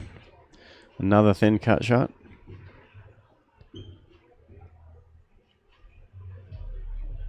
He banks it into the 9.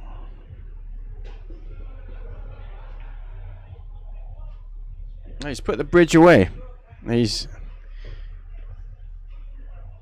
think he is looking at your bank shot on the 9, Jake. There it is. Oh, he drilled it. Hit it good.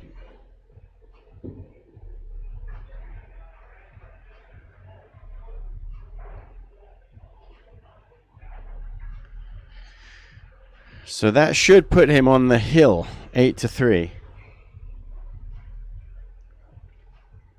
Do we have another challenger? Is he gonna? We do. Play again? No, there's another. Well, I don't know if Robbie's going to play another set, but we do have another challenger. Who's that? Me. You're gonna go play him? I think so. Why not? That's awesome. I can't think of any reason not to.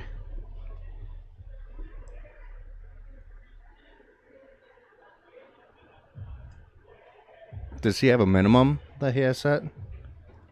Wow, we're getting away with just $100. I think that's a lot less than it's supposed to be. But that's what I was saying.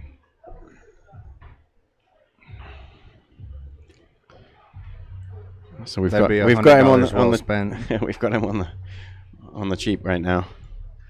He does have some $500 sets scheduled for the rest of the week, some bigger matches. But he's agreed to a $100 set, so we'll take him up on that. If you're a pool player, you're not gonna get much more out of your $100 than a set with a world champion. Now, Robbie's had, some moments of brilliance in this match so far, and he's had a few little disappointments, but you've got to set that all beside you. This shot is important in the scheme of this match. If he can cut this little tough shot in, what a great shot. Under the circumstances, doesn't deserve to scratch there. He's still chewing on his pizza. We'll see. And if he runs out here, he's going to be feeling good and breaking. Robbie is very capable, but I think even at his high rating, I think he knows the $100 is still worth it to get table time with a. Well, he's got to think he's got a chance. It's winner breaks. Yeah, he can break and run racks. He's capable at that level.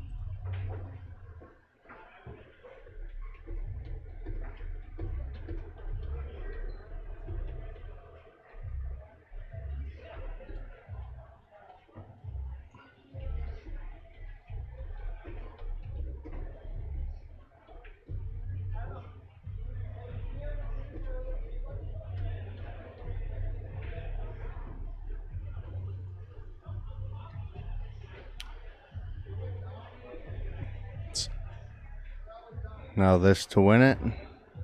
Now I was just looking down and responding to someone on the stream there. How did Robbie lose that rack?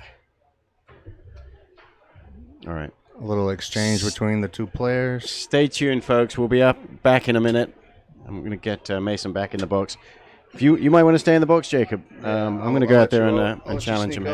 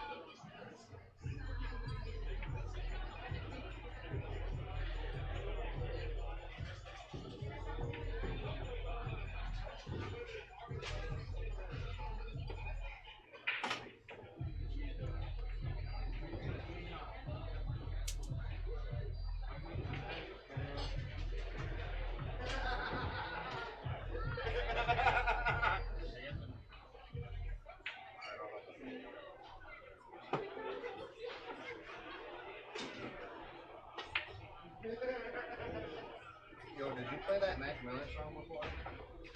There's a Fire Mac Miller. I've never heard it. Is that one that played? Is that the one that played?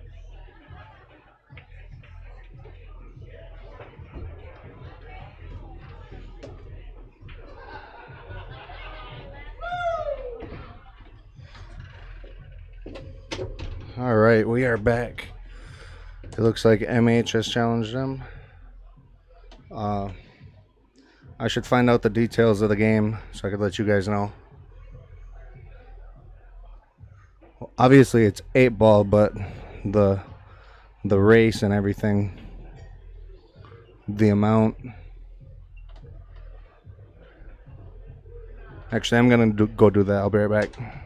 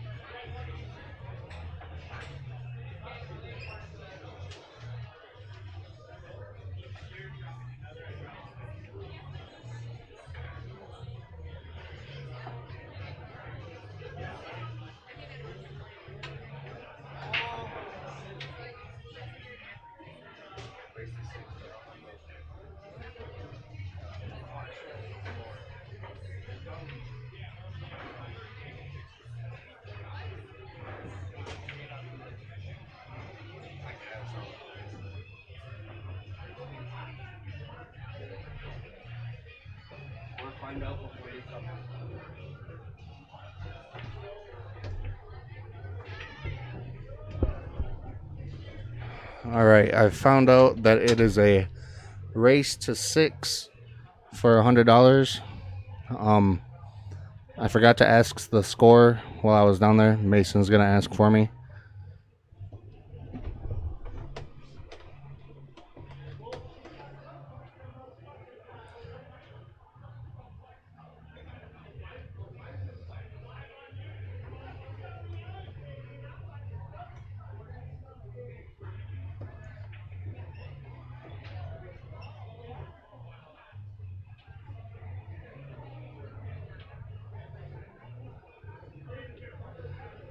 Or maybe someone in the chat knows the score and can fill me in.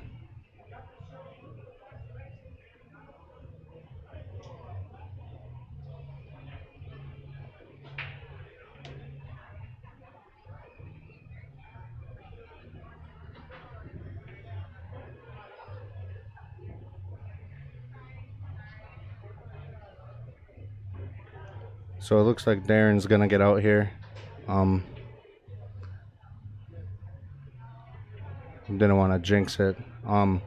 Maybe I'll be able to tell the score by which way he moves his markers.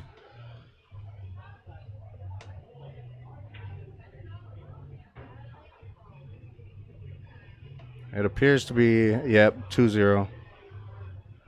2-0 Darren.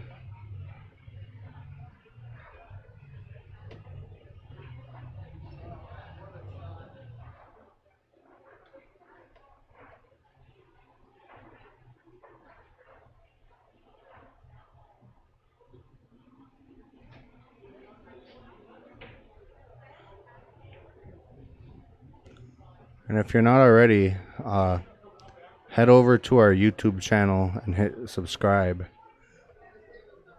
It really helps us grow. Looks like we got Robbie Schmidt joining us. Jumping in.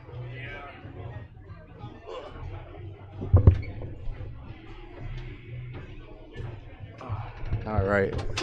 We got Robbie Schmidt joining us here in the booth. How's it going, everyone? So it's 2-0 Darren.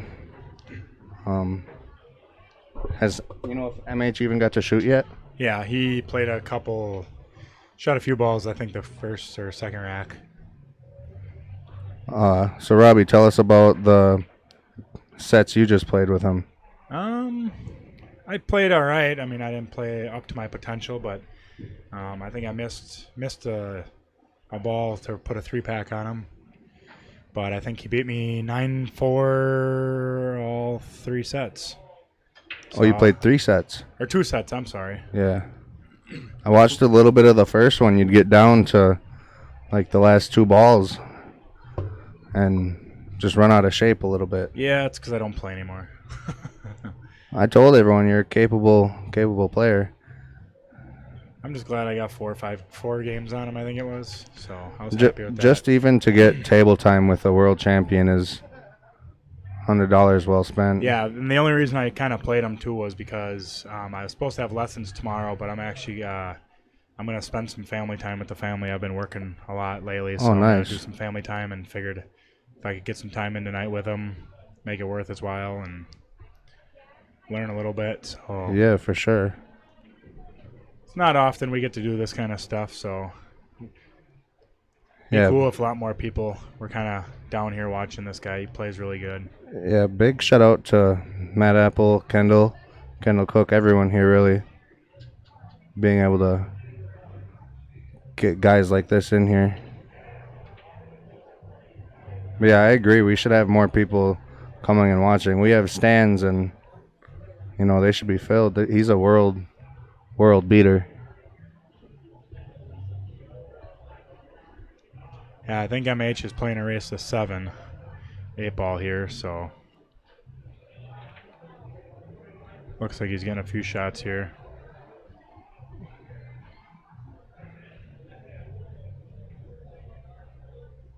Yeah, it's cool just having people like this in the house because we can sit there and kind of pick their brains, and they're not arrogant or nothing like that. Even though they're the top players in the world, they still help anybody they can, and that's what's cool about some of these top players. So Darren's a super cool guy. I had him by the bar with me for lunch, dinner today. I was bartending and super cool guy. Talked to him a little yesterday, and yeah, he's just. They probably know more about pool than they'll probably forget more pool than I'll ever know. So just top shelf guys here. Yep. I was talking to him a little bit though about like tangent lines and like just all that type of stuff and like aiming systems and stuff like that. Because I know Tyler Steyer uses the CTE. There's a couple other ones out there, and he pretty much told me that he just gets down on the ball and goes by the feel. I was like, oh, that's interesting. I thought every pro kind of had their own systems and stuff like that, but I guess when you got your fundamentals locked in and locked down consistently, I guess you know how to get down on every single shot for the most part.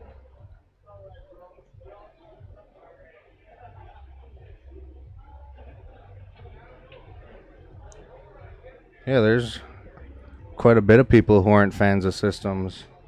I know they're pretty good to know, but when you can feel it, that's just natural ability. Yeah, for sure. Yeah, I think after this set with MH, I think John Fields is going to play him some. I think John's looking to bet, I think $250 a set. He's been in here kind of practicing for a few hours tonight, and he was just about to try to play him, but I guess MH was in line. But after this set of MH and Darren, I think Little John's going to play him. That'll be a good match to watch. Yeah, so that'll be a real good one. Make sure you guys tune in. I know John's been taking pool serious lately, and he's been trying really, really hard lately. So yeah, we should share the crap out of it. He's got a few $500 sets lined up for this coming week. I know Mason's one of them. I don't know the amount, but so Darren goes up 3-0. Yep, I think so. Yeah. Yeah, that'll be a good one, him and John. Yep. Yeah, I'm definitely trying to stick around for that. It's getting late, but family's got me for tomorrow. Tonight I'm here to watch this stuff, so.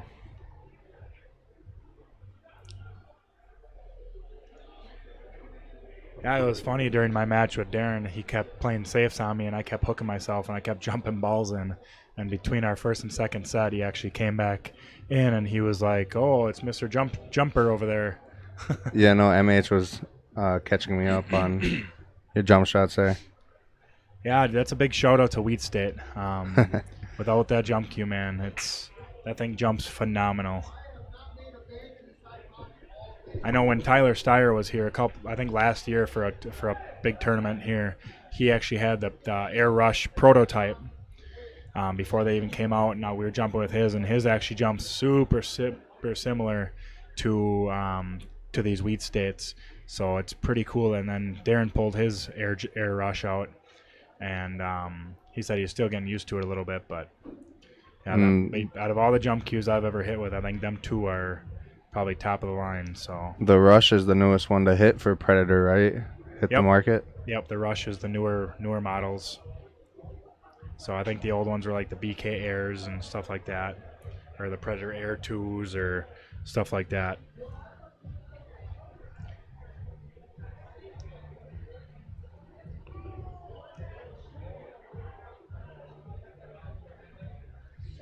Yeah, that'd be cool if we could get Tyler here. He stays in Oshkosh, doesn't he? Yeah, but I think he's with his new fiance. He's been overseas quite a bit for a lot of big tournaments and and stuff like that. So he hasn't been around too much. I know he's been spending a lot of time with her and just the whole tournament deal too. And now with the Moscone Cup, him being picked, that was cool to see him get picked again. Yeah. So now Darren's on the Moscone Cup for Europe, right? I don't know. I wasn't following the Europe team.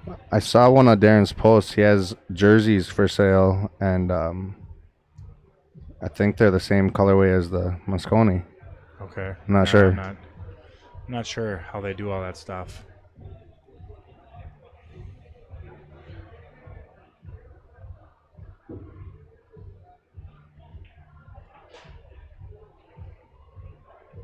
Did he make it? That Yeah. was a good shot. Yeah. That was a great shot by MH. But now he's got two balls kind of in trouble there. And the 8 ball's kind of goofy, so I think he's a little far committed in this rack now to try to play a safe or something like that. I think he's kind of got to go for the out now, so.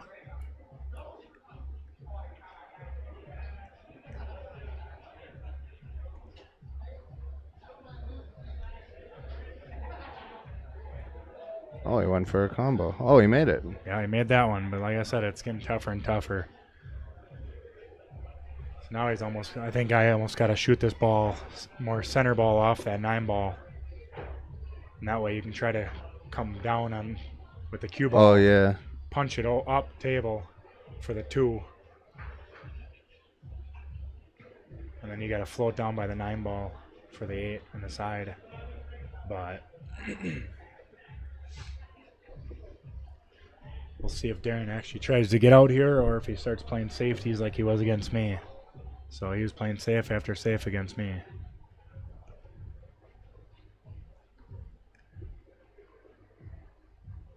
I was happy to see that MH picked 8 ball. I saw Darren shoot yesterday and today, and he's just playing rotation. Yeah, most pros do that, and that's kind of why they do that on TV too. It's a quicker game, and you know. And in reality, I mean, if I'm trying to teach somebody, I wouldn't want to play them 8 ball because they're not pulling their stroke out, or they're not doing nothing spectacular with that cue ball to try to teach somebody. I mean, that's my opinion at least, but everybody's got. Yeah, it's still neat to see their patterns, though. Yeah, yep.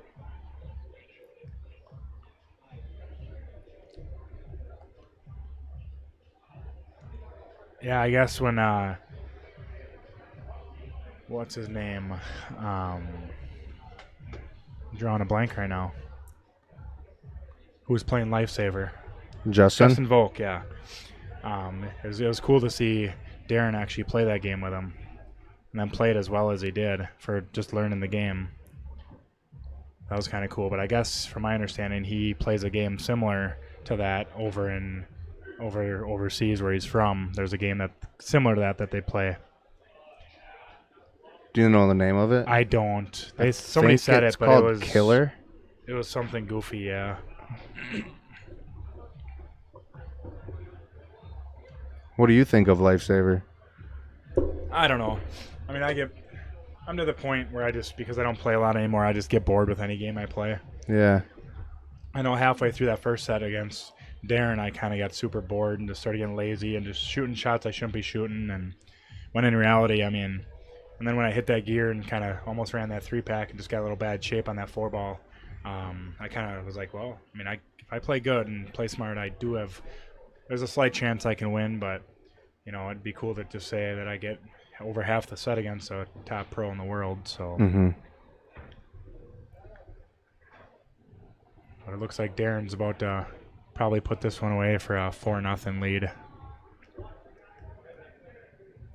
I'm excited to watch him and John.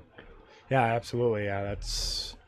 What is John's rating right now? 710? He's 720s, I think. 720. So I mean, he's definitely. I think Darren's definitely got his hands full with Johnny, especially if Johnny plays him 8-ball or rotation. I mean. Well, here at the Apple, we have a lot of good shooters. There's good shooters all over Wisconsin, but here at Mad Apple particularly, we got tons of talent through that door. Yeah, absolutely. I mean, our Tuesday night league, I've said it for a lot of years, but I think we got one of the toughest leagues. I know Madison's got a tough league too. Fond du Lac's got a little bit tougher of a league, but I think out of them three, are probably the top for the whole state. For leagues and stuff like that, but ours is all in-house every night, same people, same place. Yeah. So it's a little different than some of the places, but yeah, the talent here is pretty crazy.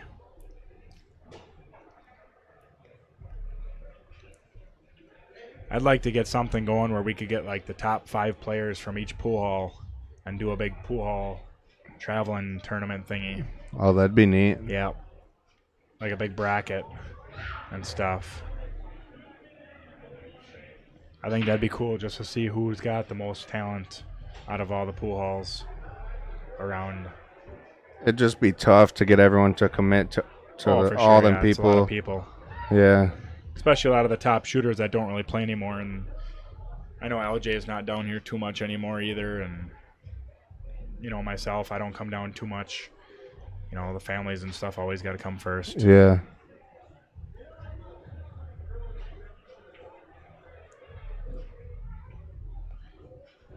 It's nice watching Darren break. I mean, that was a scratch shot if it wouldn't have got kicked out, but he's got so much control on that break.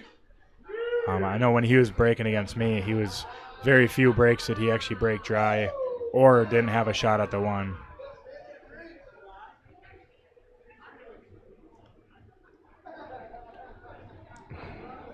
Does he still got it? I can't. Yeah, he's got the one ball. Yeah, he's got that one ball. It's such a weird view. I've been up here a couple times, and it's always right there. Yep. Yeah. Now we're looking at across the room to the left.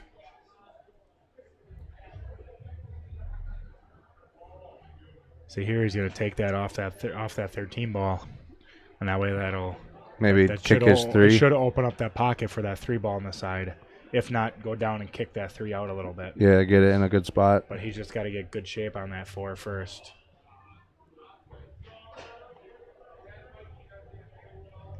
He's just got to hope for a good kick. Usually, the way I was always taught is I always try to pick balls out versus kind of firing at something like that. Because now I think he just got rewarded for that. But, I mean, not knowing where that 3 ball is going is pretty tough.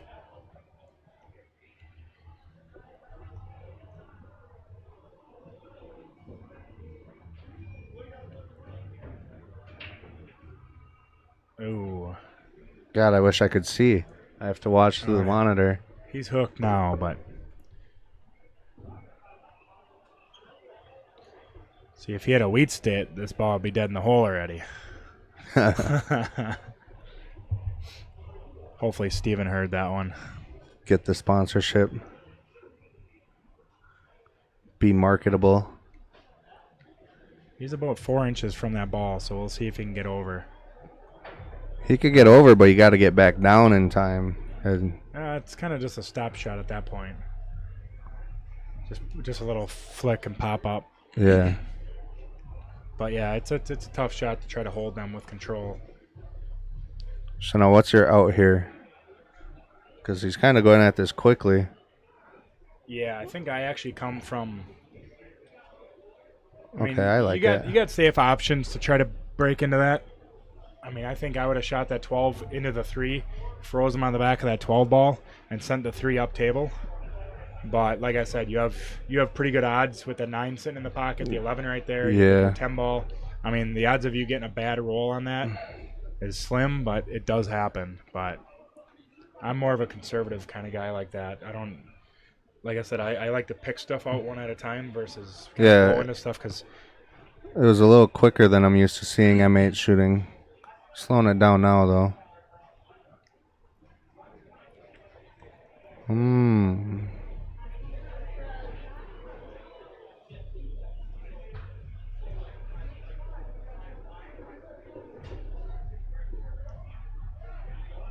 I'm pretty sure he wanted the 10 next, right? yeah, but that would have been the shot to take. Usually you want to try to work one end of the table to the other instead of going back and forth and back and forth and back and forth. It's just too much cue ball movement and there's too much room for error.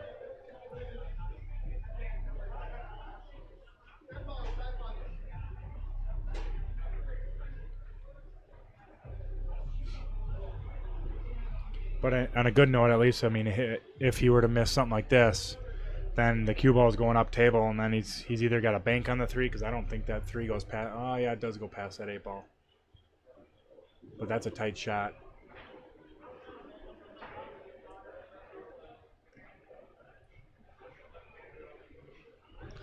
Yeah, see, now he's got to probably shoot the 11 in the side, and then come back down table again, and hopefully he can stay on the top side of it this time. A lot of back and forth like you were talking about. Yep. Yeah, one of the biggest things with me is I try to work one end of the table to the other. Oh, he took that different. Yeah, huh. MH can move that cue ball around, though, quite nicely. Oh, yeah. He opted just to stun out there.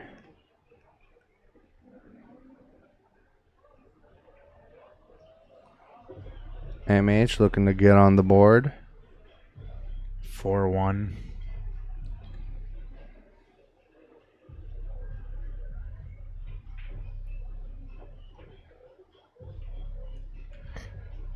Yeah, race a 7-8 ball, man. That's a long race. I think Darren said it was to 6. Okay. If I'm not mistaken, yeah. Okay. I got up here late and went and had to figure out the details.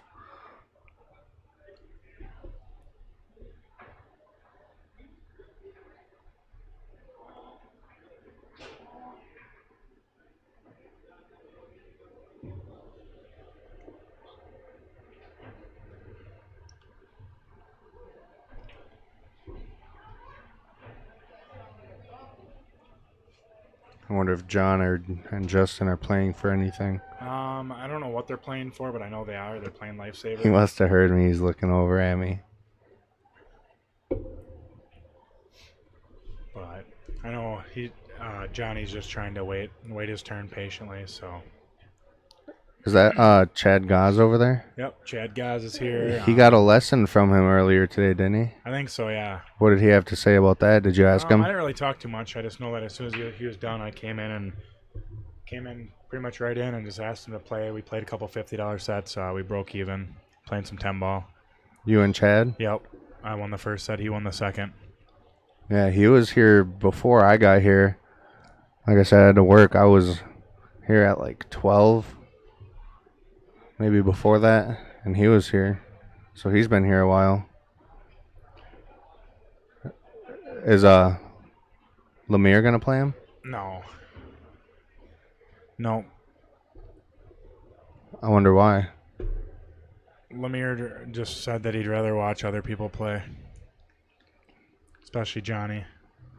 If I would have known Johnny wanted to play him, I would have never played him, and I would have rather just watched.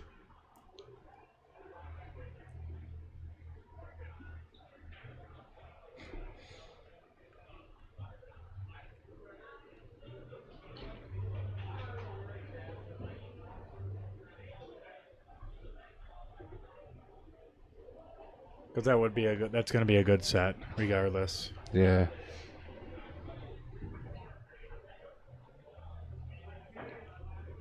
I did notice Johnny practicing, so that's really good to see. Yeah, like I said earlier, he's trying to, for some reason, something kind of got into him, and he's trying to take pool a little more serious now, all of a sudden. And he's been trying and practicing, and I know at League he's been getting almost perfect 60s every week at League, so he's been playing really good. But he's always going to have that talent, and always just going to be a phenomenal player. He's just got such a pure stroke, it's amazing.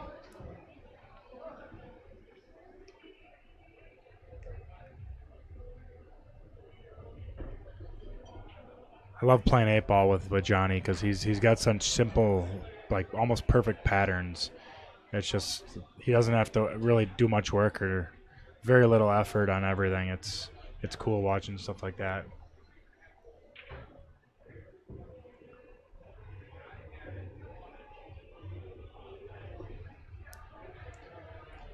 Looks like Darren's playing a good pattern over there too. So now, is he on the hill? He's about to be. Yep. If they're going to 6, yep, he's about to win this game, put it up 5-1.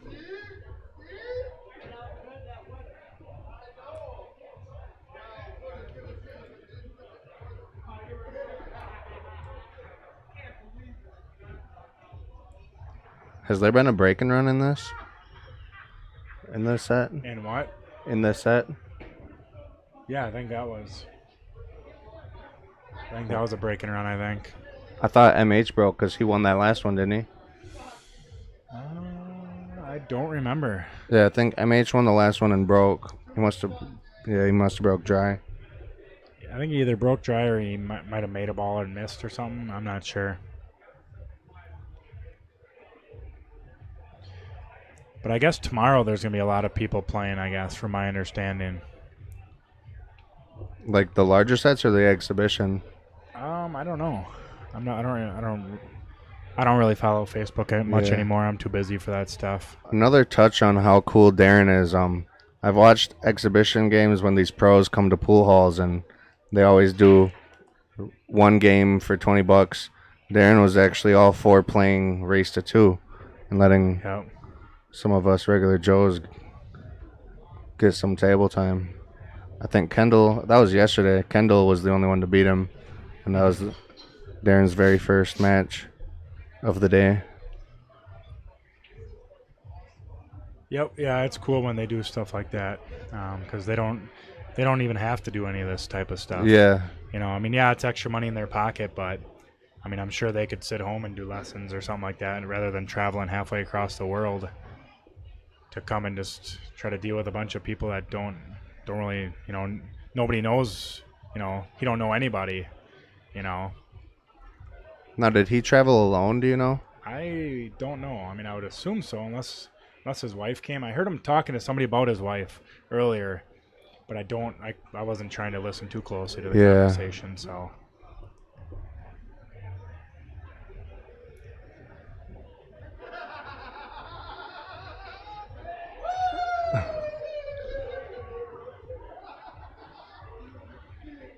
Justin Volk made his first ball tonight. He's super happy.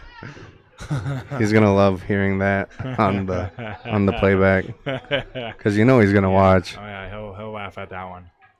Well, it's got to be neat too for Darren speaking to be here in Appleton. Like that's just got to be cool.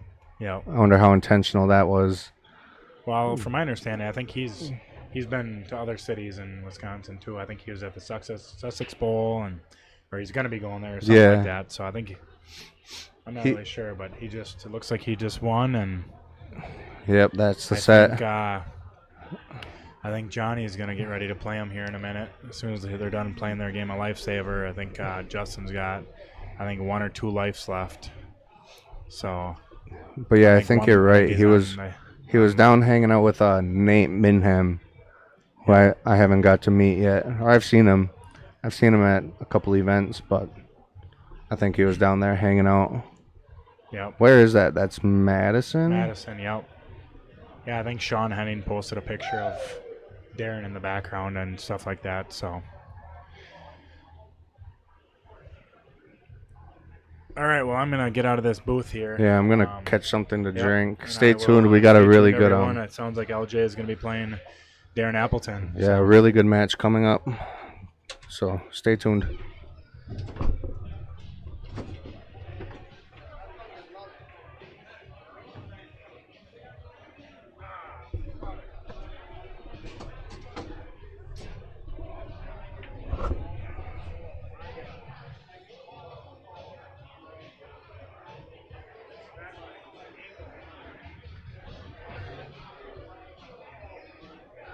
Yep, it looks like we got Little John coming up to challenge.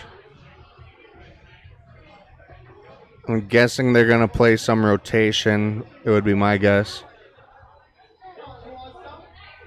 Yeah, guys, stay tuned. Share the heck out of this right now. We got a really good match coming up here.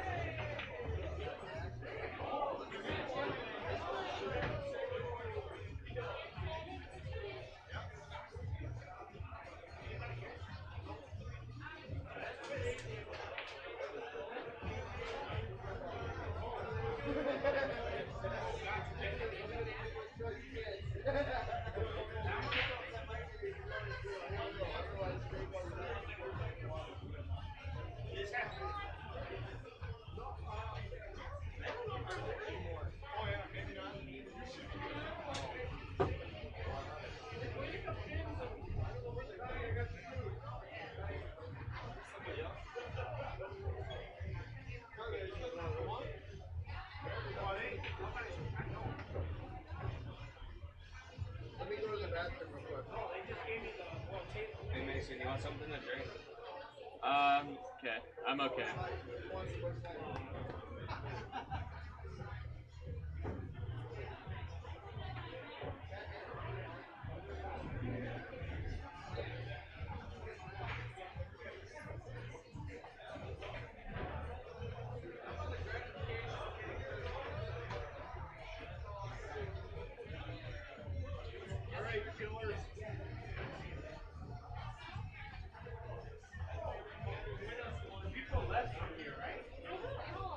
I had no idea.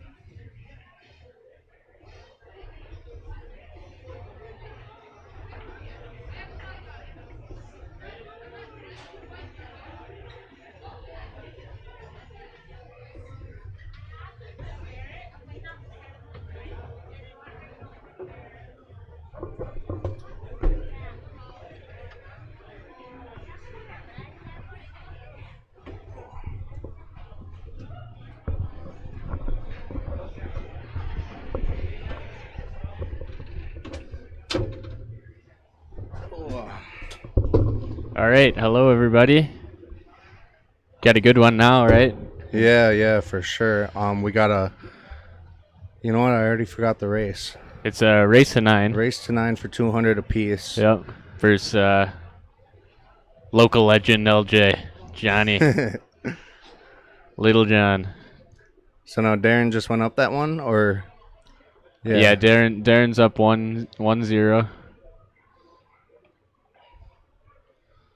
Yeah, this is a good one. I saw John practicing quite a bit over here on table 8. Yeah, he was playing all night. I'm happy to see him challenge. I think that's good. Yeah, Robbie was just in here with me talking about how it's really cool to see him starting to get more into it. Yeah. I like to see it. I do too. I haven't even known him or been around it all that long, but Yeah. I know all the talk about him retiring Yeah. time and time again. And you just don't want to see that. No. Yeah, he's a very natural player. He plays pretty effortlessly.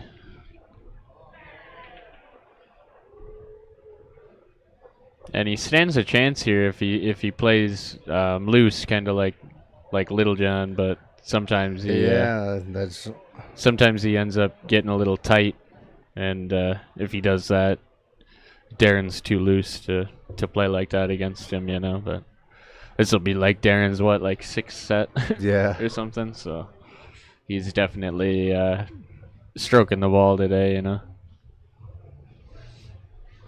That was definitely an unusual miss by John, though. Yeah, and that's kind of what I mean. I've seen him do that, but he if he gets comfortable, then he'll be good, you know. But I think he's just maybe a little unsettled right now. Yeah, I thought I saw maybe a run there for him, and that would have been just really big confidence booster. Yeah, and once he gets that, You got to get that first shot then out of the way, though. Then he's rolling, you know. He's got to play like he does all the local guys, where he's just, you know, having fun and talking. And Oh, now we get a miss. Oh, he kicked at it. What am I looking at? So I wonder if he'll try and 3-foul him here if they're playing that. That's what I'd like to do. Just for the fun of it, honestly, but.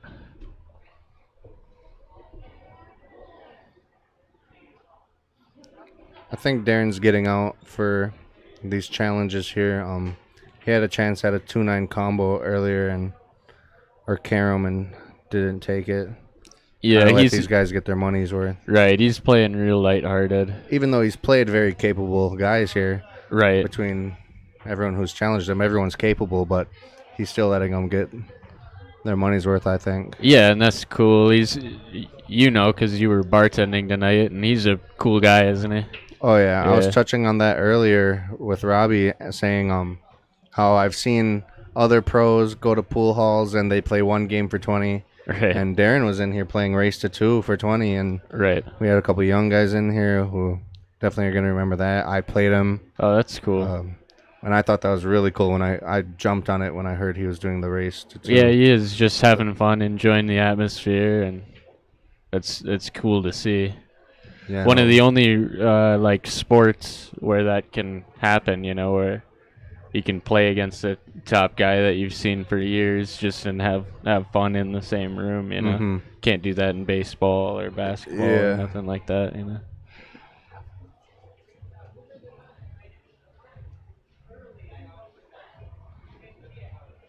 Yeah, no, I said it before, but I'm going to say it again. It's a big shout out to you, your dad, everyone that puts in the work here at the Mad Apple. Thanks, bro. Yeah, get guys like this in here. Yeah, well, you know, we all love it, and you're part of the team now too with all what you've been doing, and it's it's just a cool atmosphere to try and give your energy to, you know. So yeah, the more people that we have doing that, like really caring about what's going on, the better, you know. Oh, is he gonna scratch here? That'll be brutal. He did. That's good for John here, though. It is good for John. It might. Yep. See, and honestly, that a little bit of arrogance right there in Little John, it's what he needs. to actually win this. I think, I've seen him play some pros before, and I think he plays a little bit more reserved, not quite as arrogant, and it's just a part of his game, and I think if he's having fun, which is what he's doing when he does stuff like that, it's like just gonna help him. He's just got to be himself, regardless of what that is. So I'm for it. I like to see it. I'm rooting for him. Just local winner, I've known Johnny, or rather, he knew me because of my dad, obviously, and him go back. But I met him when I was before I played pool, even. Yeah, that's crazy. So. Wait, there was a time you didn't. Yeah, play right. pool? Right. But then, so now it's crazy. He saw me at 11, like a lot of people in Wisconsin did. But so it's cool, to see him win, because he was obviously top player then too. So. Yeah, I think win or lose, if Johnny gets some games here, I think we'll probably see a second set. Yeah, I would think so. Just because I know he likes to win, just as anyone else, and yeah, I think we'll see a second set. What him and Darren and Robbie played 2 sets. How did Robbie do in his second set? A little better, I think. The first set was 8-3 or something like 8-3, and then got a little better on the second one. Maybe like 5 or something like that. I watched the first match. He had a couple games that he could have got out, but yeah. Well, and I saw him play. I was in here for a little bit while that was going on. And Robbie was hitting a gear at one point, so I don't know if he continued that or not.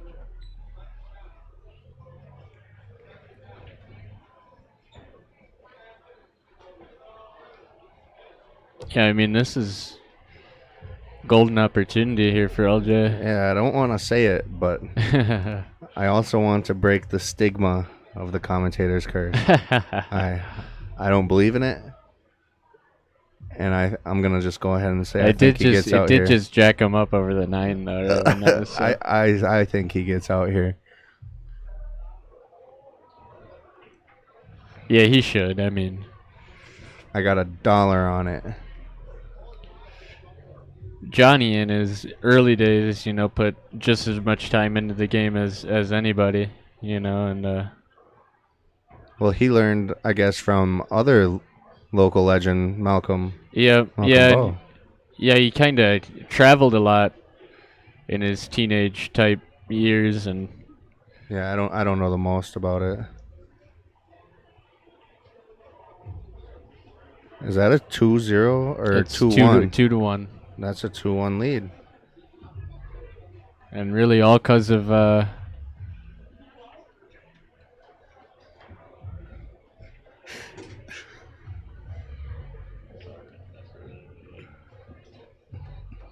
stop talking.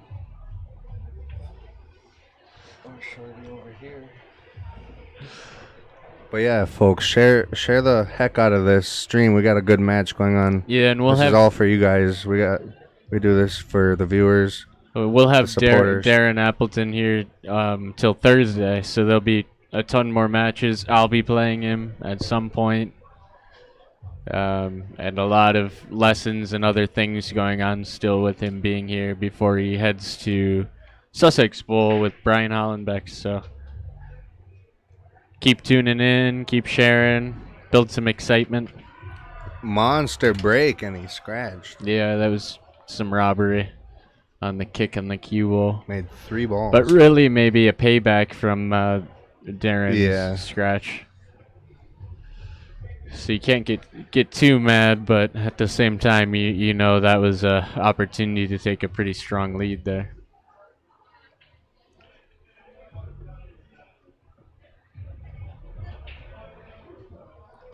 A lot of talent in the building tonight. Yeah. Per usual here, though, we were talking about that before. We got a lot of good shooters that come through the store on the regular. For sure. It's it's cool to be kind of a nice place for all that. Yep.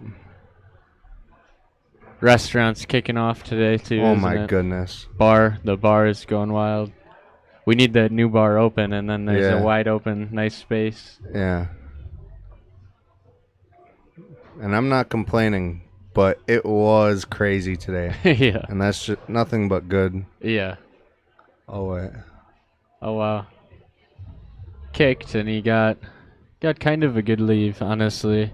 This was a tough rack from the start, and he didn't really get rid of any of the problems, so he left him for LJ to deal with. So now what do you do here? I think I'm gonna cut the ball in and try and come so that I can make the 5 in the same spots. So maybe come one rail with some left, but I might play. So you're thinking offensive. Yeah, I'd still try and get out here. You know me though. I always like to just run for the most part. And you don't want to get in a safety battle with a world champion. See, and I wouldn't do this, but Johnny likes bank shots. He likes bank pools, so he called the bank right there, but he's still thinking about it. A safety is a good option too. Clip the left hand of the 4 and come 3 rails behind that 9-10. Be a good shot. Is he crossing this bank? No, he'd just straight in past the 7. Shows what I know. If he does. I thought that was a weird way at it. I think that moved to the 4 ball too much. If you clipped the 4 the other way, the 4 ball kind of stays there. Yeah. And the cue ball moves.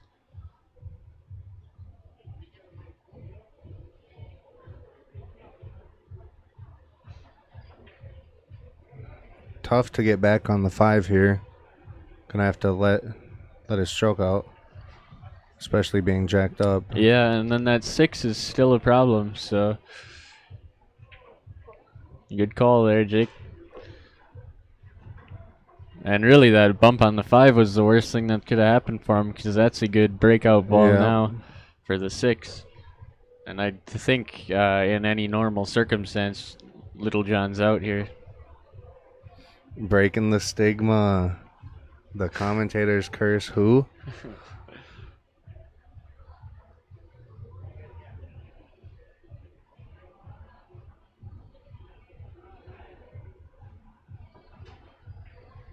Oh.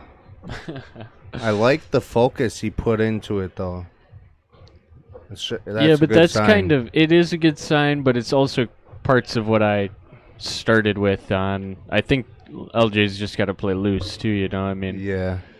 When he's comfortable, that's when he plays the best.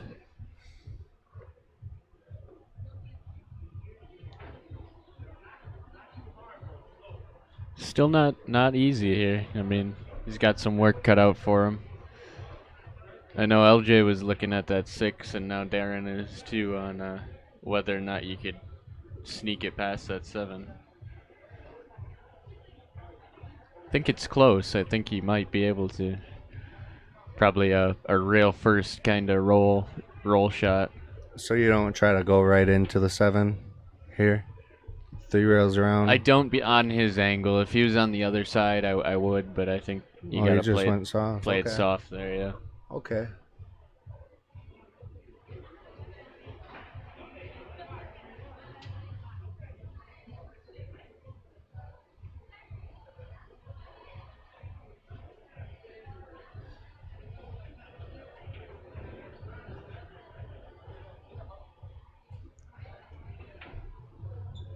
Good angle here. You can just pull kind of straight over or straight.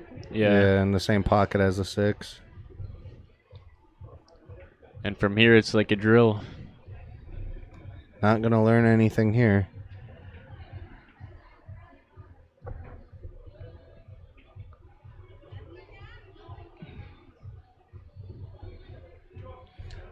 Little John conceding the rack. So that's a 2-2 score. Should type it in the chat. Maybe. He's like, not to tell you what to do or anything, but I like that idea, Jake.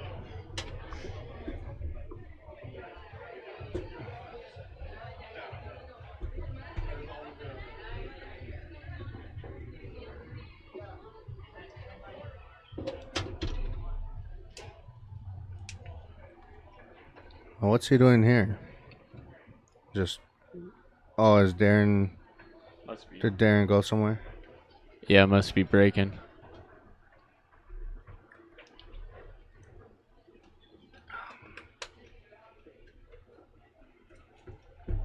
Well, if you want your chance to play world champion Darren Appleton, he's in town till Thursday. And then down to Milwaukee for a while with Brian Hollenbeck. So make sure you come and just check it out. Ton of nice things to say about the guy already. He's just a cool person. So just stop down and say what's up, or challenge him if you're feeling up for it. Yep, get your butts down here. 3025 College Avenue, Appleton, Wisconsin. Yeah. I think that's the address. That is good. It's West College. West College. But besides that, you got it all. Right across the street from Listhump Ford. That's like the commercials would say. When I tell people at my other job about it, I name Listhump Ford and then the ballpark. Oh yeah, that's across. a good. I never do that, but that's a good marker. Yeah.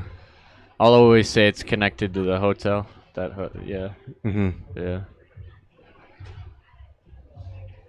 That was like a subtle plug that we're connected to a hotel. I was like, Light flex. yeah. I like to touch on the food to everyone that I talk to about at Yeah. my other job to get down here. Yeah. Because I don't come across too many pool players that would come here for the pool hall, but Right. I do push the food. If you guys don't know, we got insanely good food down here as well as just everything you may need. Yeah, Darren gave us some nice comments earlier on the place, so I'm happy he's enjoying his time here. Oh, maybe you know the answer. Did he travel alone? Did he come? I actually don't know. I don't know that answer.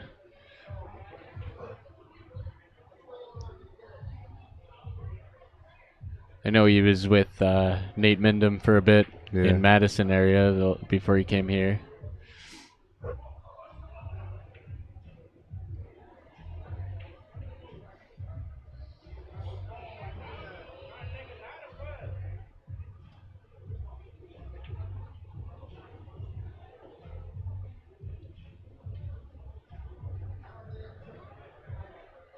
Kind of a weird scenario here, huh? Guess you play a push. Has he got that option? Is this the first shot yet? Yeah. Where do you push to though? Probably down to the opposite rail. Yeah, and kind of in a certain way, you're forcing him to do like you're kind of like do something. You know, that's kind of what you're saying. Testing his firepower. Yeah.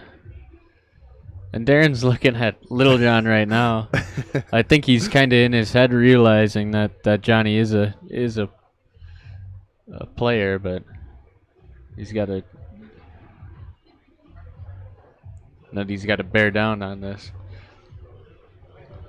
I would like nothing more than to see Lil John play how I know he's capable of playing.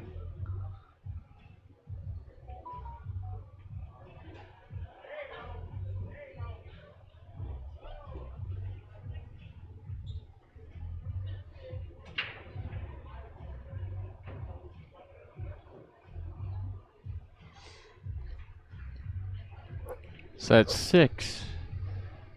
I think it might pass that 8 ball on the good side where he's at right now. Oh, you could drive a truck through there. Yeah, honk, honk.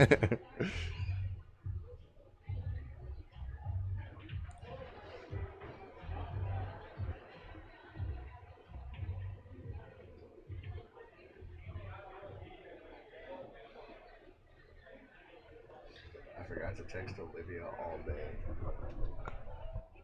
I forgot to text Olivia all day.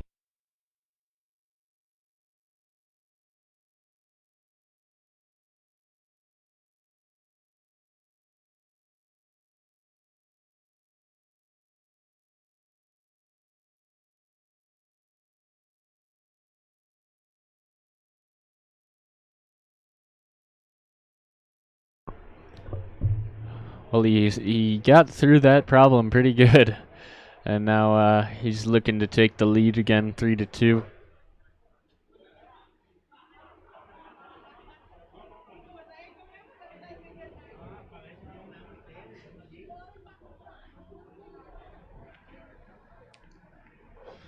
Clean in.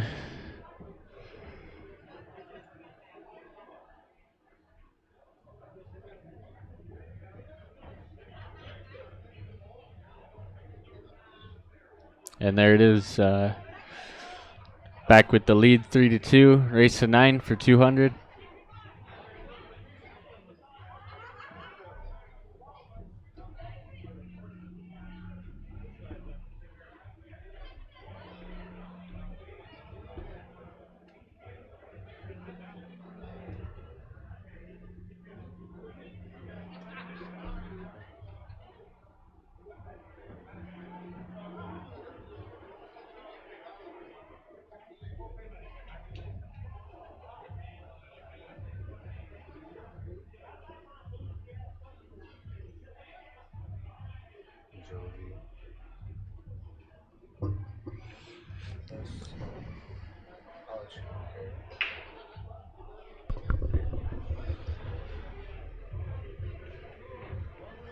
So 10 went in on the break.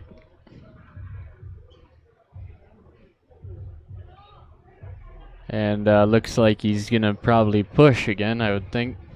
So now what's the score? Is it 4-2 or 3-2? 3-2. Or did he just not move his marker? No, he did. He did move it.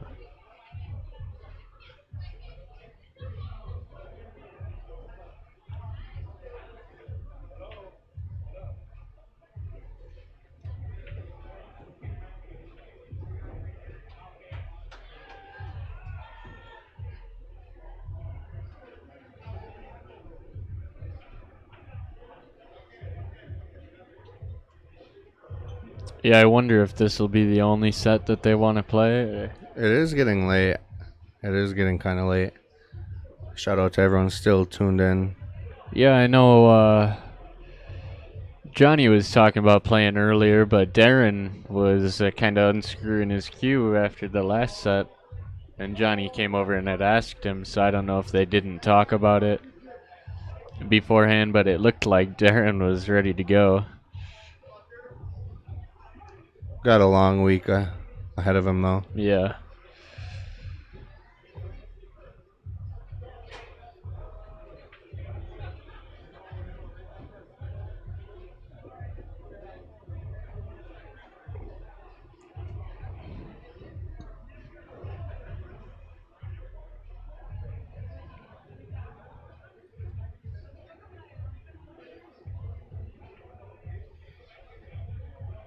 That's not going to do.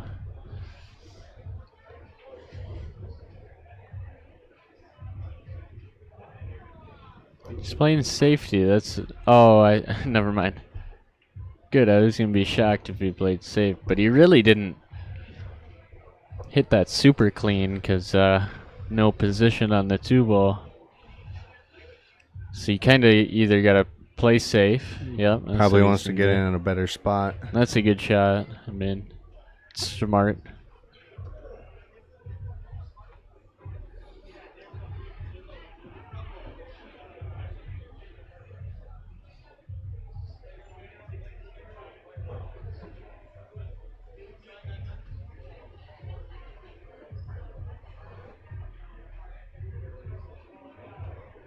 Yeah, he's got no real natural escape necessarily. He can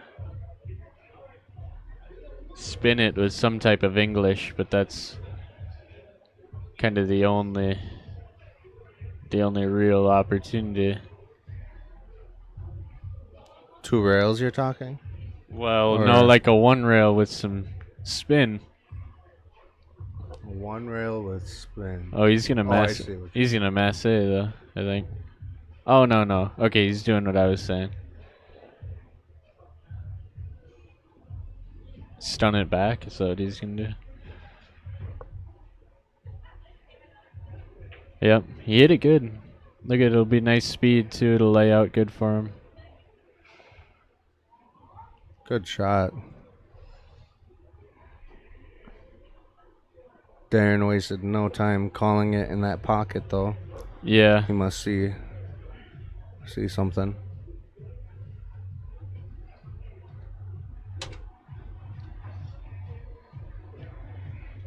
Yeah, he's going to try and stun it right between there. Got the hit. And got the leave, I think.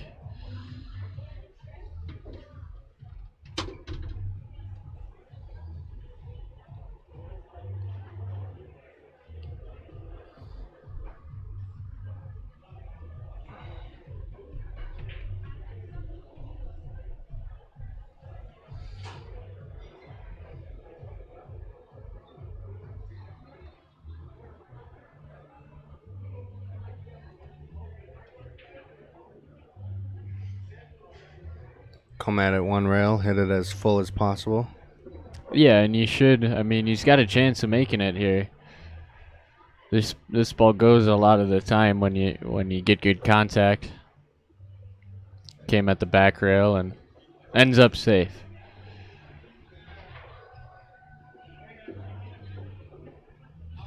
Can't really hope for much more than that.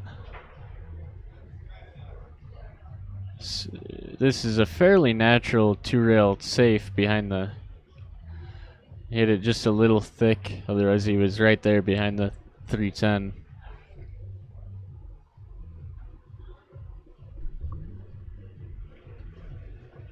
Kind of blocked that three ball a bit now.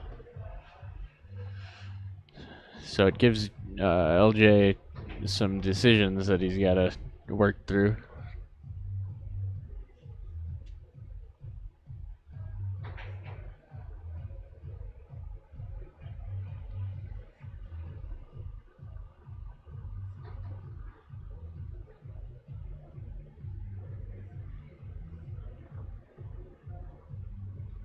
Guess he's, I don't know, he's taking a while on this shot here. He's got to be playing safe, otherwise I think he'd be down on it already. And he calls the ball. Yeah, he is. So, I mean, I think that this angle for the breakout's kind of natural if you just float the two in. You gotta hit it. You gotta hit it at the right speed, but after that,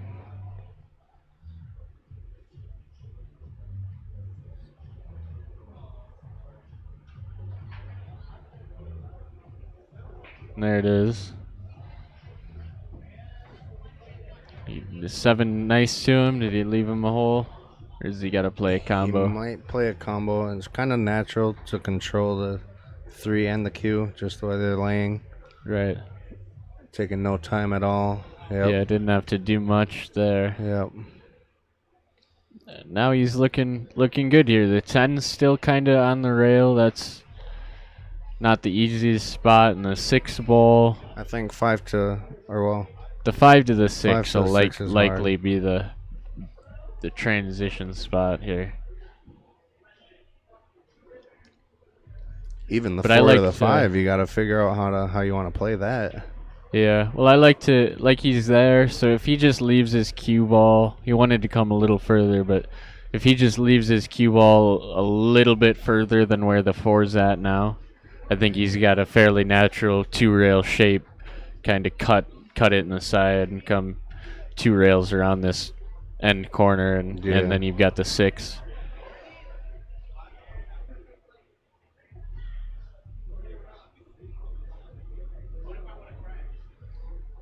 We'll see.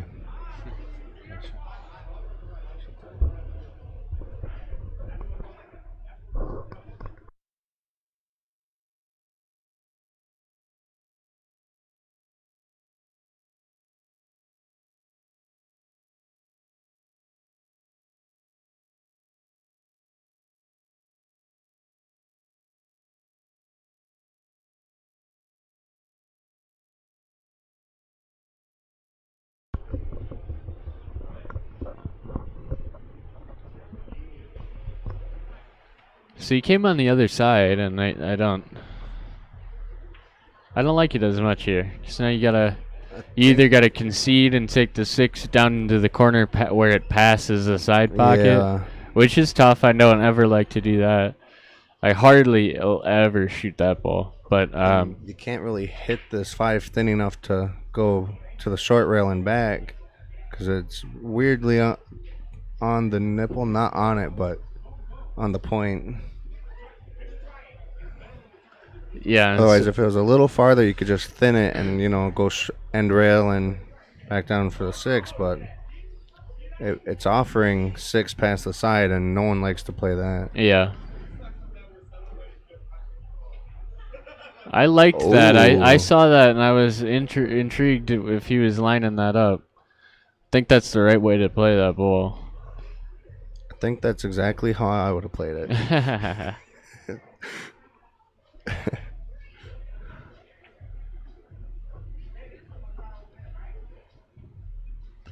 Still a little tricky. He's a little shake of his head. He's not really on a comfortable line here. He's still got some work to do. He'll come to the long rail and short rail, kind of, I think, soft.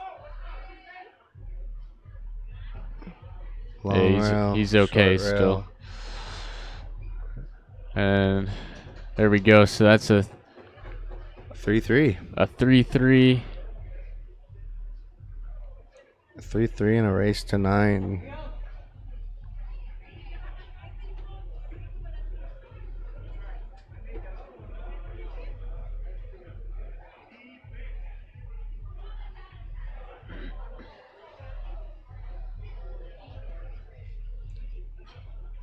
So Johnny's racking with the 2 and the 3 in the corners. You don't have to do that anymore, right? Yeah, right. They changed that.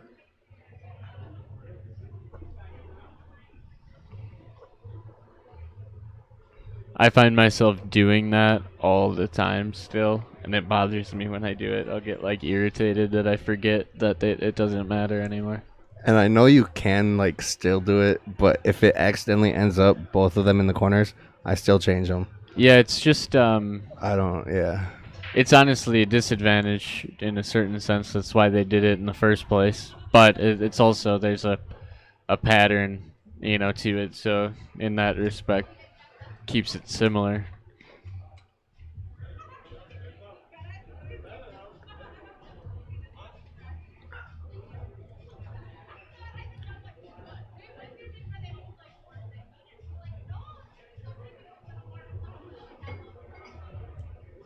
Lil Jon breaking out the jump cue.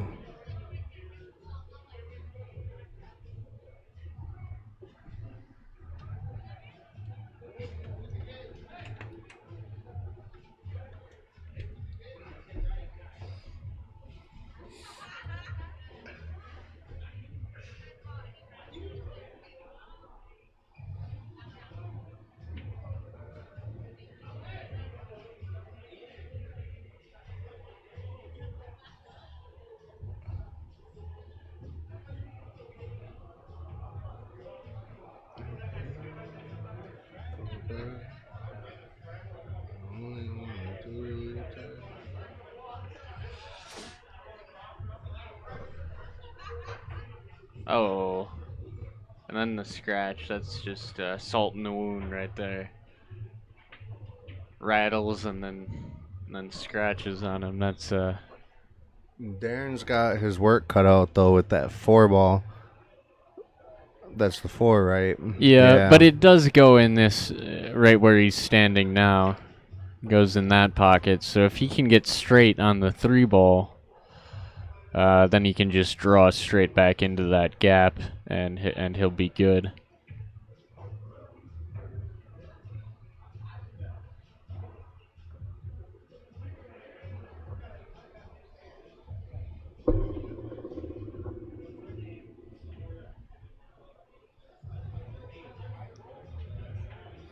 I sometimes forget that a good tough spot. rack is kind of routine to these guys like yourself.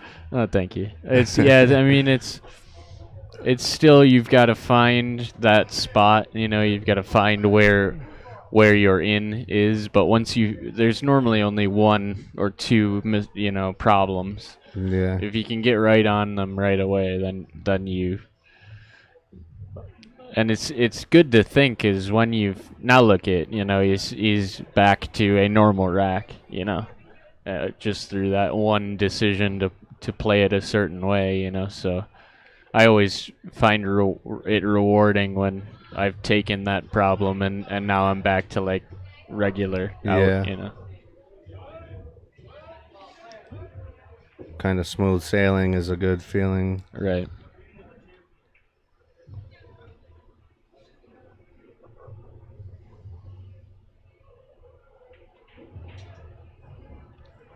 He's playing pretty smooth right now. Comfortable.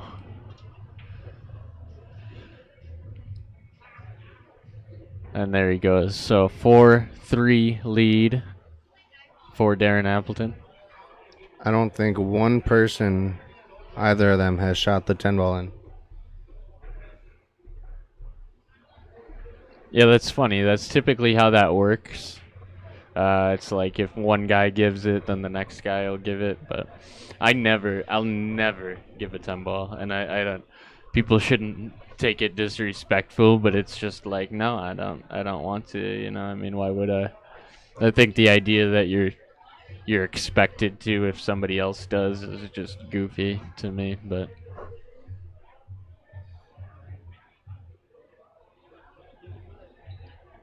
do you ever concede 10 balls? Oh, all the time. Do you? Kind of just earning my stripes, though, Yeah. But I think it'd be good to watch them run all the balls. I kind of just don't know how to feel at the end of the rack or match or whatever it may be at the time when I know it's down. And that's something I should probably get over. Let them shoot it out. But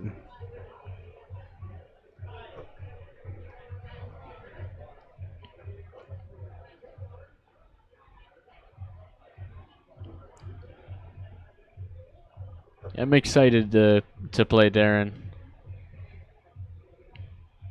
I think that'll be fun. so now, do you guys have to agree on what you play, or does he play what you challenge him? He's kind of, that's why he's pretty cool, man. He's just been like, yep, sure, whatever. I mean. Yeah, the fact that he took up Justin on Lifesaver was cool. Yeah. So he really, from my interactions with him so far, he's handling everything so lighthearted and yet serious and presenting himself awesome. So I think it's obviously a mutual thing, but he's kind of been pretty open to suggestions.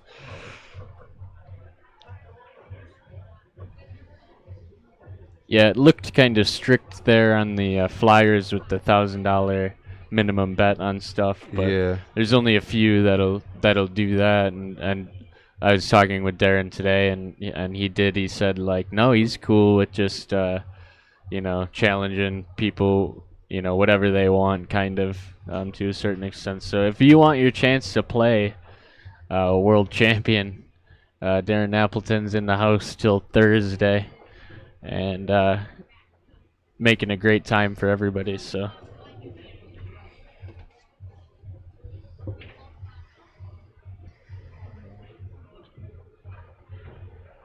looking to go up 5-3.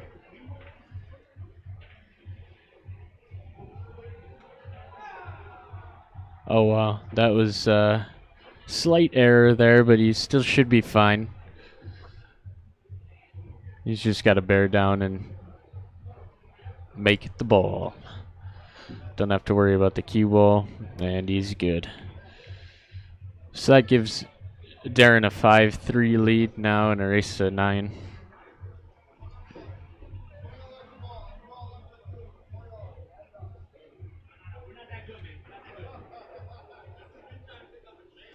So do we have all the comments coming in?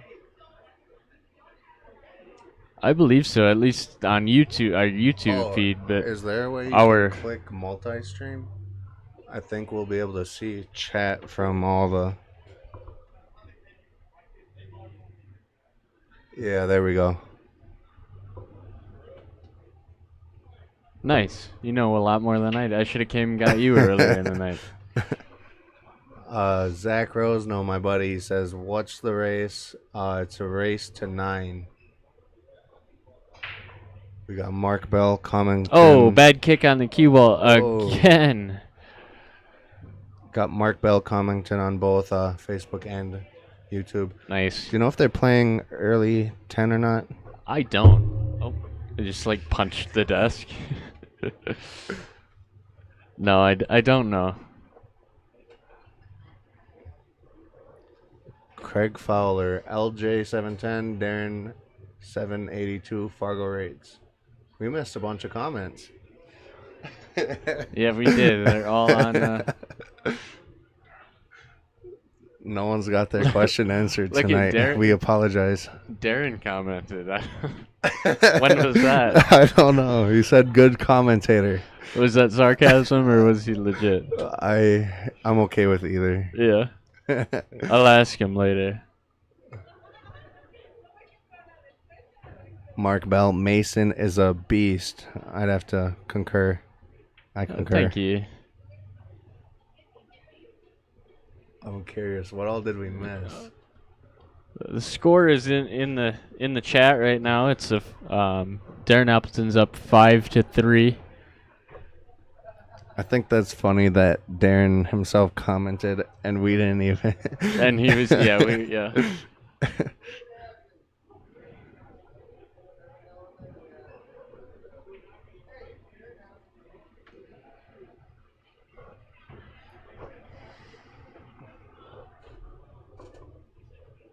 That one's for that.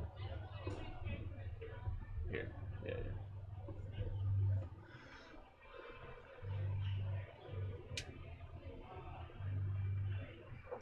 George Knob, guy's got a good stroke. Oh, yeah.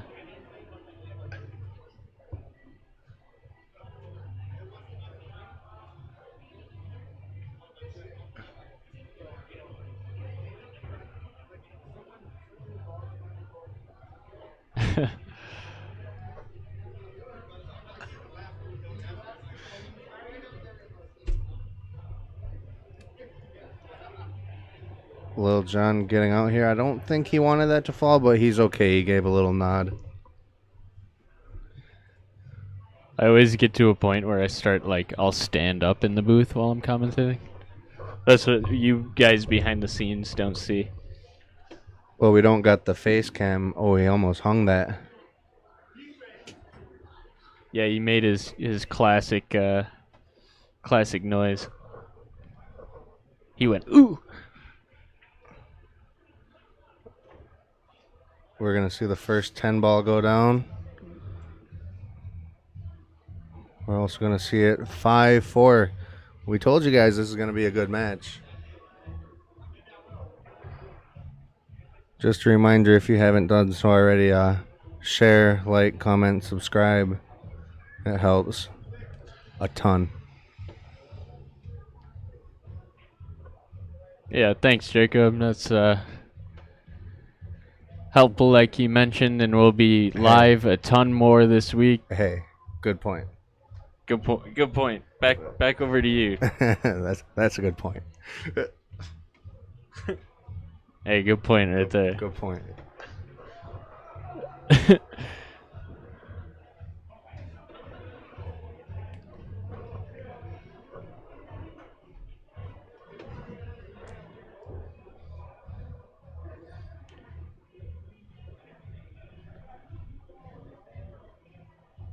So I should have been paying attention, but has he been breaking from the side rail this whole time? I believe so.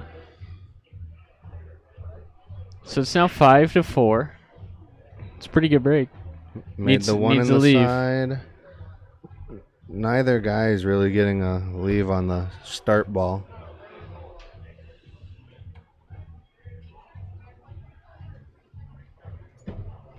Gotta stand up. Yeah, I'm getting anxious in this box now. I know. I'm gonna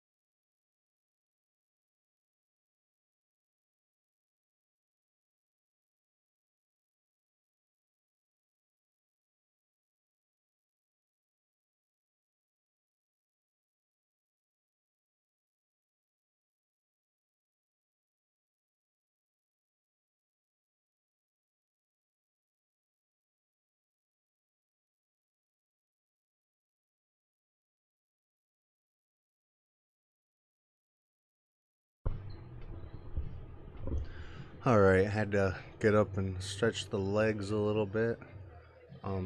Chat, hopefully you can catch me up. Did we miss a game? Has there been a score change?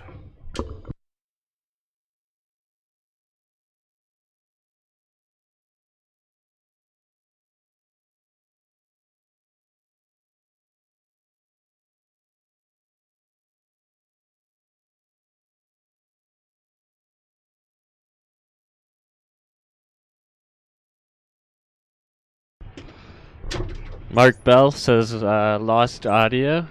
When you lose the audio, Mark, just start talking with the voices in your head. All right. I just asked chat if we missed anything. It almost seems like there was a game played in between. Phenomenal. Little Cheddar's in the house. In the house or in the chat? In the chat. Oh. They're playing for $200 or ace to 9. And the current score is 5-4 in favor of Darren Appleton. So Johnny's putting up a fight here, and he needs this rack for sure if he expects to come out ahead. That's good safety. I like that save.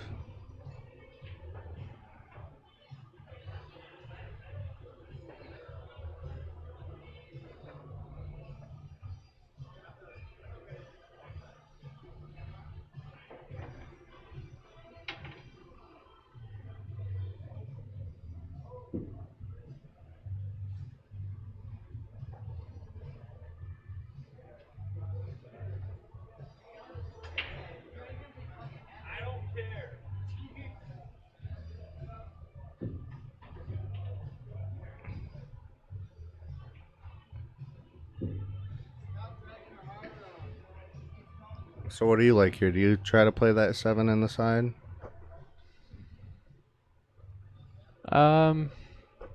Yeah, I think you can. I don't really like it. Send that 6 around. There's not a whole lot here that I like, honestly. I mean, yeah. Send the 6 round. I think he's gonna stop here. Hopefully the 6 lines up. It'll move if that's what he's doing. Wow. Oh, that's why I liked him just stopping the ball. Yeah, and he drew it for the purpose of making the ball. It made it a little bit easier. It was with that draw stroke, it puts more of a roll on the object ball that then can it knock transfers the So it cut that tight angle. So.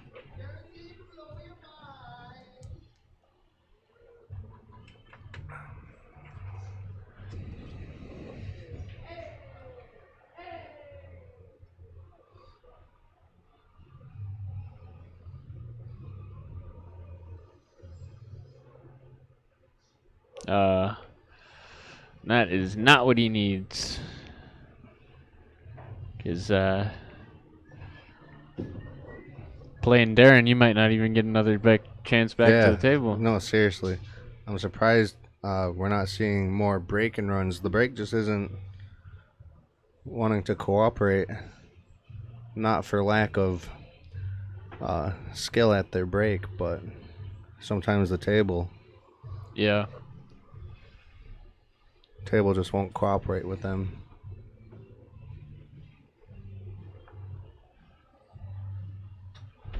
I fired it in. It's gonna make quick work of this rack.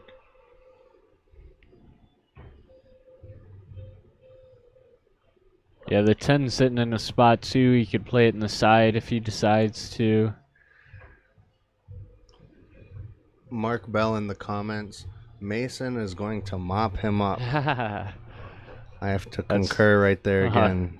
Well, thanks, guys. I know I'm going to have a lot of support, and I'll give it my best. I'm looking forward to the match, no doubt. So Anyone in the stream wants side action? I'll take Mason for 20. There you go. And that'll be streamed all right here. Do you know what day you're playing him?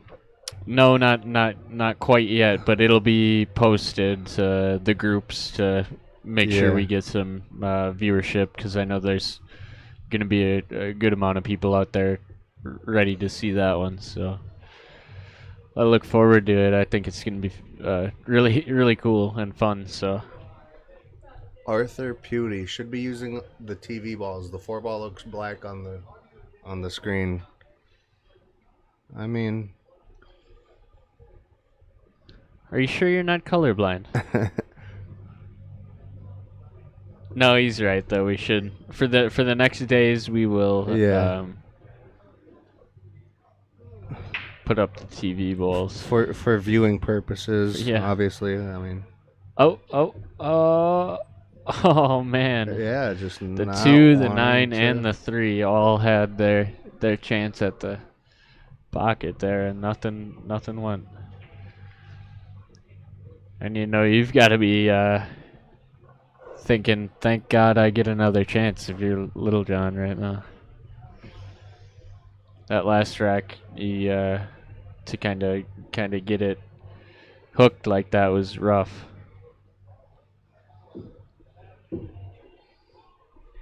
What's the score? The score is 6-5 currently, and Darren 6-4. I'm sorry, and Darren Appleton is up. Oh, how'd he hit it?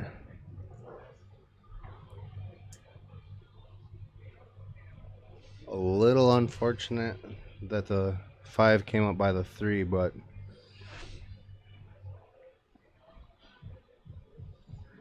it should make do.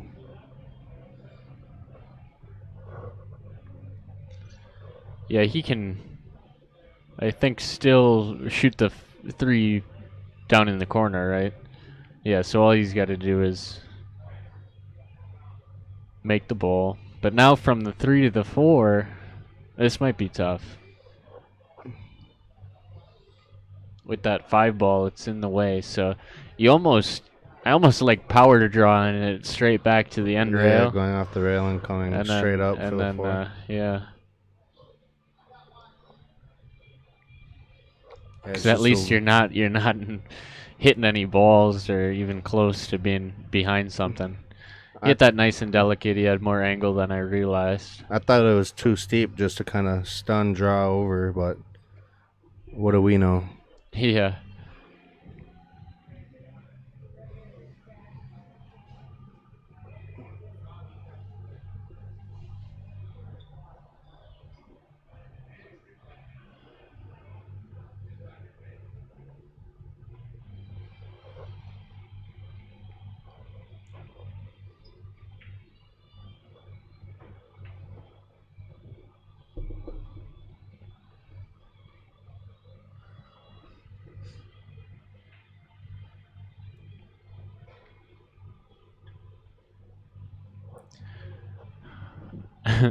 No, you did not lose the audio again. It's just getting late.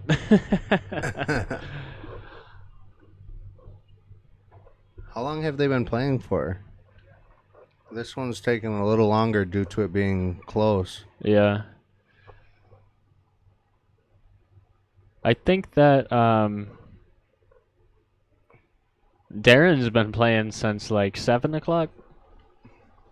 Yeah, with right? His first one was with Justin around then. And I know he gave a lesson today too. That was good. Hit that clean right past the 9. We'll see him do the same thing on the 7, I think. Yeah. Needed to come out a little bit more there, but it should be alright with the 9 in the pocket like it is. This will keep it a match right now as 6-5 score if John gets out of these last couple balls here. Playing a little looser like you suggested that he should, and that's what's keeping it close here. Yeah. Well, here he comes. Good speed on the cue ball there. straight in on the 10. Now that's a confident shot with the 9 in the pocket there. Them are tougher to control than people. You gotta give that shot the respect it deserves. That's such a good comment. Because you can get out of line there. You lose only so much speed when it's hanging. Yeah. When it's hanging, knowing how to control that speed is tough.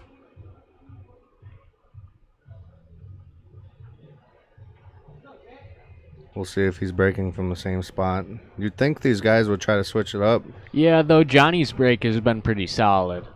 Honestly, the thing that's messing him now is that he's racking the 2-3 in the corners because that 2 ball gets hooked like every time.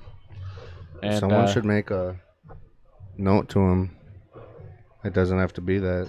But Johnny's break has been pretty solid. We're gonna finally see a. But he ends up getting some bad rolls, and even though it's such a strong break, he's getting bad rolls on where the cue ball lands and all that. So now can he put a nice bottom stroke on this and kind of slip to the side rail, go under the 7, or how do you play this? Yeah, he can make it. I think you can draw it straight to the side rail, and I like to put some right on it, and then it pulls it back more towards the center table. It's hard to tell the real angle right now. Yeah. But I think that you could also spin it with some left after that draw, and you're gonna bump the 7. But if you hit it hard enough, you'll come out good. Otherwise, safety.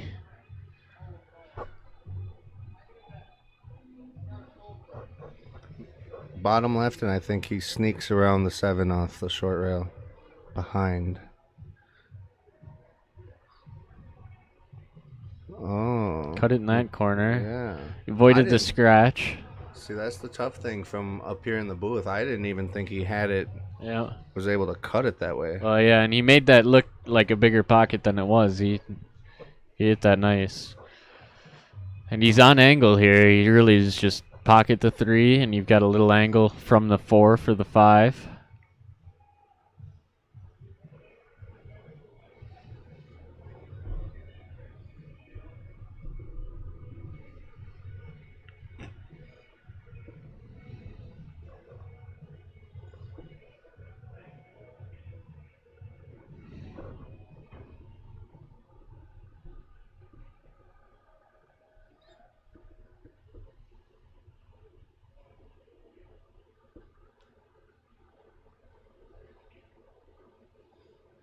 Yeah, to the normal person, this looks like a tricky rack. But would you agree that once you reach a certain rating or like establishment, game gets easier? Or definitely. I mean, lower rated players won't see. Sure. Yeah, I mean it definitely your perception on the game just keeps changing. Like, he's taking his time, but for a guy like John here, it's kind of routine almost. Yeah, just a bit. Getting right on each ball. But that's where the experience plays in with him taking his time here, because he knows that it can look easy, and then you kind of throw yourself in a spot you don't want to be at.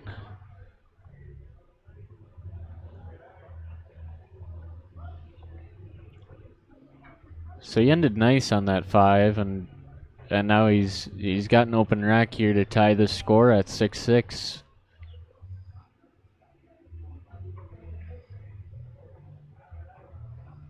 This is a nice late night match here for you all to tune into. What is it, almost midnight? Spur of the moment. Yeah, right around midnight. I don't know if people realize how good they got it. We got the setup here.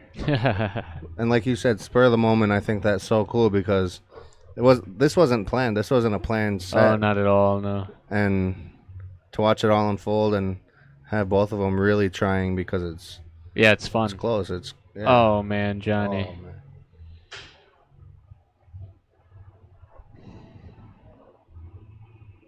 That's crucial.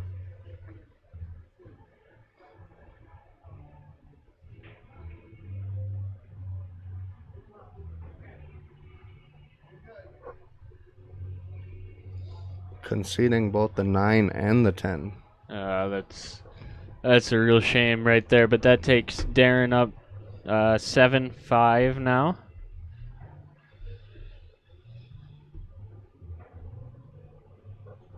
So he's 2 away from victory.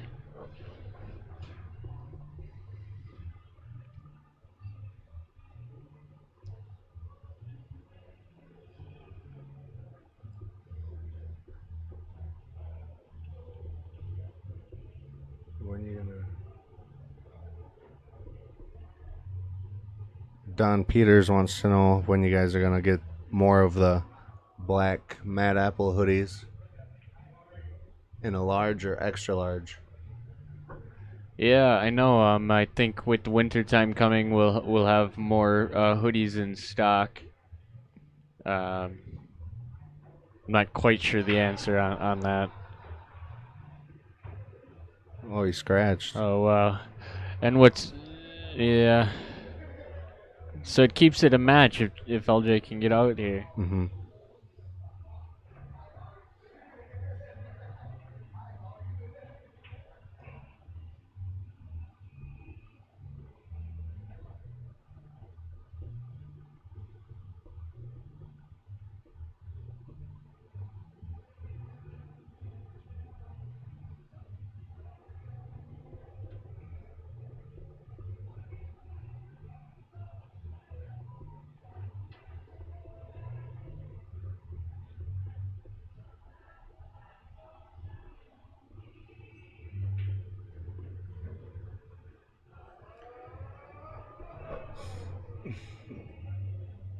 We should mention again, it'll be really cool tomorrow for the King of the Hill. Darren Appleton's going to be commentating on the King match. Oh, get real. Really? Yeah. That I didn't know. That's cool. So that's going to be fun. Make sure you tune in for that. It's going to be you and Justin, correct? Yep, for the Kings. After a long break from the series.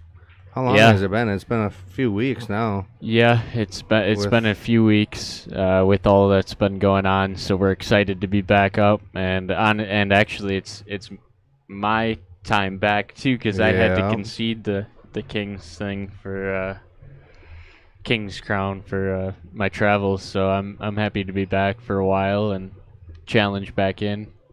Back for a while. Yeah, that's like 2 weeks to me, I think, but. But we'll see how it turns out.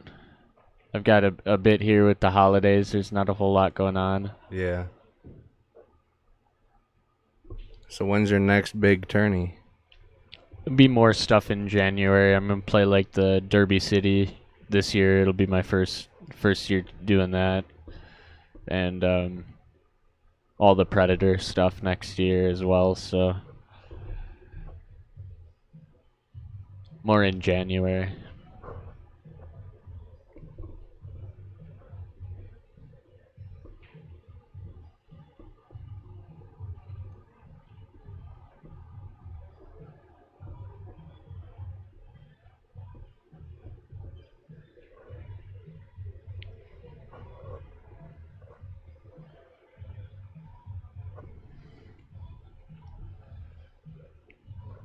Now, did he get a leave? He did. Yeah, I don't know what he's shrugging at, though. I mean, like, he's just got to start taking what he can. I think he's trying to be a little too perfect. I think that might have cost him on that simple 8-ball. Is just like, I don't know, kind of expecting too much. Just kind of like let it happen, let it flow, and. If he can get the cue ball to kind of where it is now, he's got a good break opportunity. Because you start actually telling yourself, that you're in bad positions when really you're in fine positions. You're just not where you wanted to be, and so you get all irritated. And it's like, no, just get kind of tunnel visioned on that. Yeah. On that leave. You know, he kind of forced this scenario because he shrugged at the last ball. If he would have just presented himself where he needed to be on the 4 and come to the 5, might have came with an angle. But he kind of already, like you said, tunnel vision is a good analogy because you just get wrapped up in you know, the negative that you see at that moment. It's easy to do, but I know Johnny can do better than that. So now, what do you do here with that 6 not having a pocket and being straight in on the 5? Is the grand question. He might. I mean, you could maybe come 3 rails and break it out from kind of through the 7-9 and then a round table with a spin. Otherwise, just try to come up on the 6 and play safe. Is that what he did? Well, you know, he missed it, and it just ended up. Not sure if he's. No, he left Darren a shot here, so Darren's gonna be okay by just making the 5, and he'll be able to draw into that little pack there with the 6-8.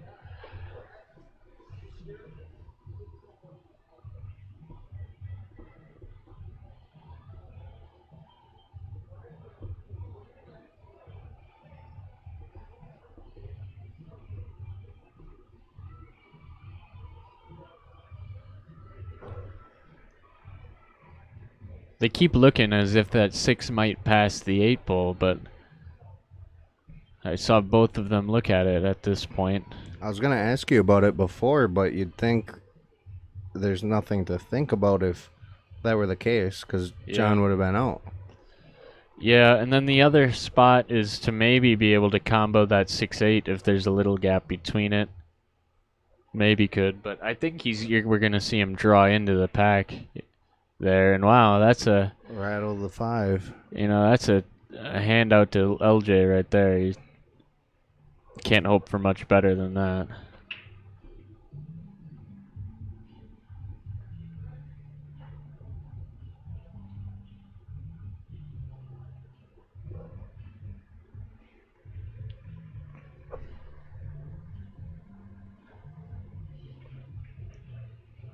This will make it a 7-6. Wait, so the score says 6-5. No, isn't it 7-5? It is. That's still. You gotta scroll. Oh, I gotta. Okay, yeah. 7-5 now. That's what I thought.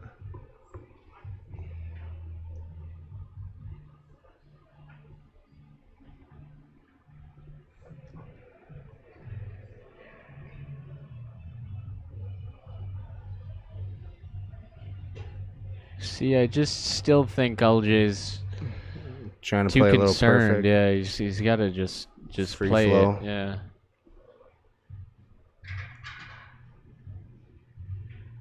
Like right there, how he's down on that shot right away. That's his. I'd like to say that's comfortable. Yeah. Look at how he's just got to take what he gets. You know, I mean, he's got to stop worrying that he's an inch off here, inch off there. You know, I mean, you're fine. Just pocket the ball and get on the general right side of things, and you're fine. He knows how to move that cue ball enough. Even here, you know, you could be upset, or you could just draw it straight, and you're good. You know, I mean, like, oh, he's playing top on it, but same type of shot. He had a lot of angle there than I had expected. So there we go, LJ. Bringing it back. Darren Appleton is still up 6-7, or 7-6. I'm sorry. Could just as well be the other way around with that miss 8 ball by LJ. So it's still anybody's match here. Johnny needs 3 and Darren needs 2.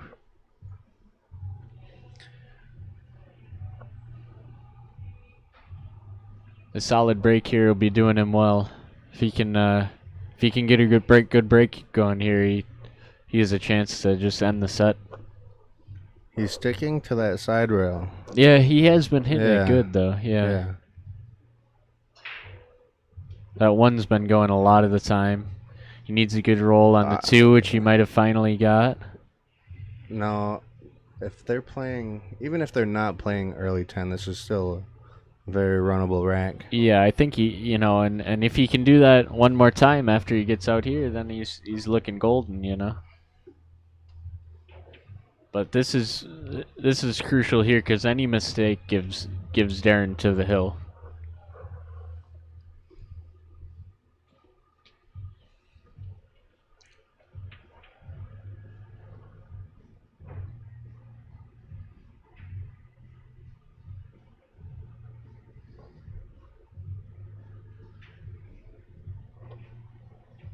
I've thought this in my travels where I'm at different states and things like that. And Wisconsin just does every time I get reminded that Wisconsin has such a solid group of pool players. Yeah. A lot of our mid-level players are still really good players, and we've got, top players.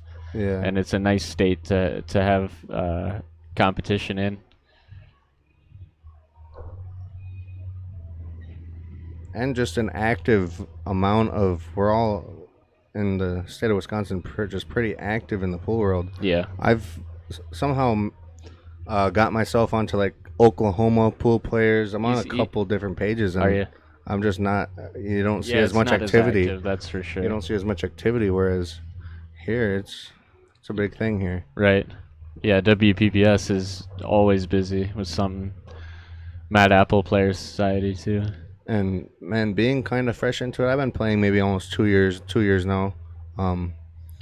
Before that, I didn't realize how, like, it's almost like an underground community. It is, certainly. It's wow, nice shot there. There you go. Is that game? Nope, that's a 7. Yeah, yep. So a 7-7 score. Wow. Tied up. Technically should be 8-7 LJ. Technically. Or 8-6? You're not 8-6 wrong. LJ? Yeah, you're not wrong. But you could say that for both. Yeah, with players. that missed 5 ball. I think by Darren scratched a little more than he's used to. Regardless, it's been a great match here. And now it's down to a race to 2 for all the cash.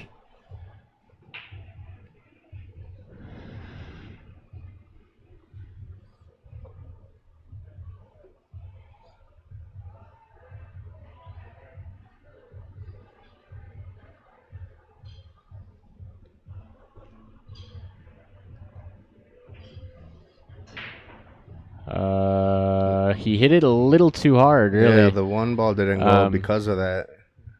It was almost in the pocket. It just didn't get swallowed up like it's been. Yeah, and so that's going to give Darren exactly what he needs and exactly what he's looking for.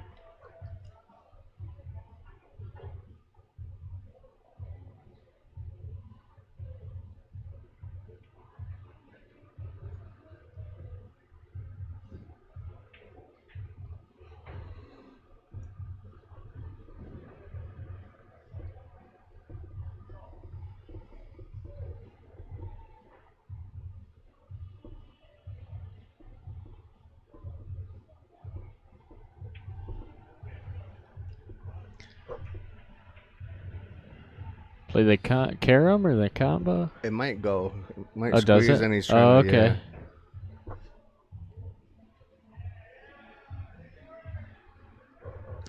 Yeah, no, this is pretty routine for a lot of players, really. And then you've got Darren Appleton behind the cue. This should go easy.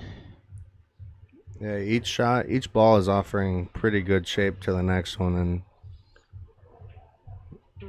no matter who you are, you don't got to do much with the cue ball.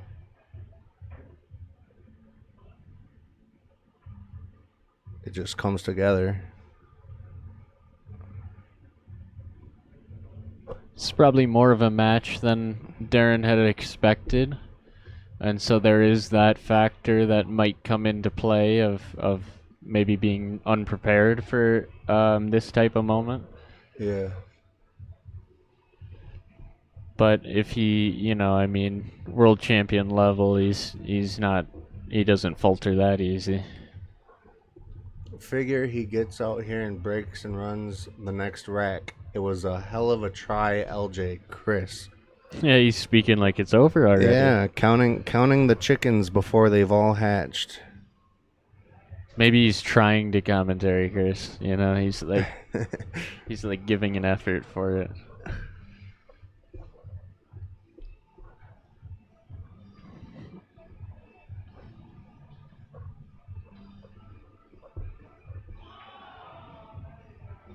Good angle here. That's right where you need to be.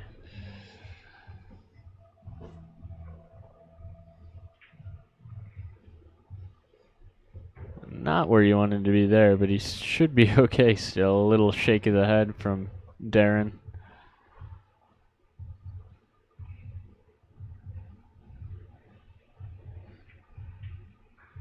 But down it goes, and that makes Darren to the hill first at an 8-7 lead. So LJ's just never gotten ahead. He's gotten even. But he's not quite pulled away from it. It's either over in 1 or over in 2. We'll see right now.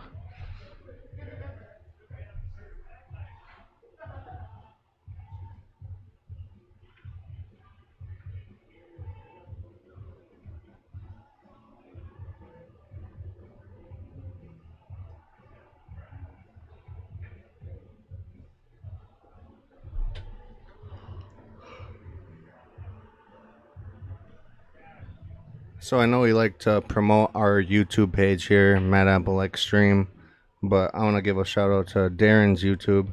He's got a channel where if you're unable to make it down here, you won't get the one-on-one and the kind of like face-to-face, but you can still learn a lot from his videos. He's got quite a bit posted on there. Yeah, you're right. He's got a nice YouTube channel. He's done a ton of videos on lessons and drills. Yep. And he does his part in the industry, no doubt, and from the few interactions I've had with him, he's a really cool dude. So he just keeps scratching. But yeah, if you're looking to get better at, did you see LJ? Yeah. If you're looking to get better at pool, it's definitely a page you should probably check out. I know there's quite a few out there, but none of them are really gonna hurt you. As long as you're learning, keeping the gears grinding.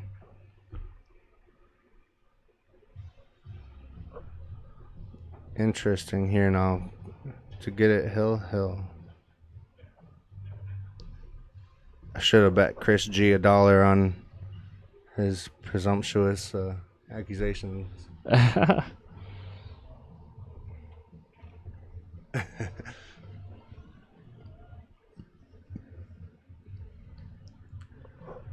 Chris, if you want to make a bet in the chat, I'm open to $1, maybe $2 bets. Just let me know.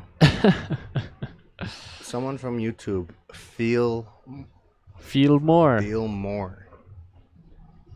I wonder if that's the real name. Oh, 210? I think that's what he was looking at at the start, but... Does the 2 go by? Yeah. Okay, nice shot there.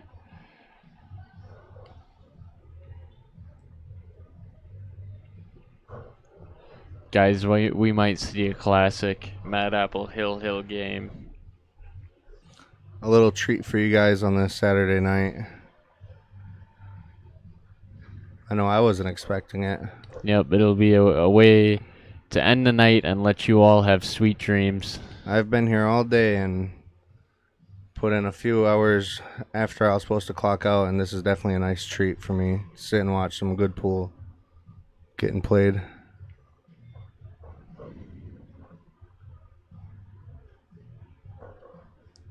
Oh. You gotta stay lighthearted or that one's scary.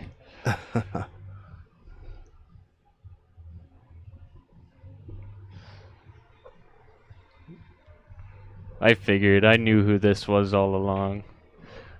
Fillmore. Phil. He's a Oh. Appleton legend. Oh.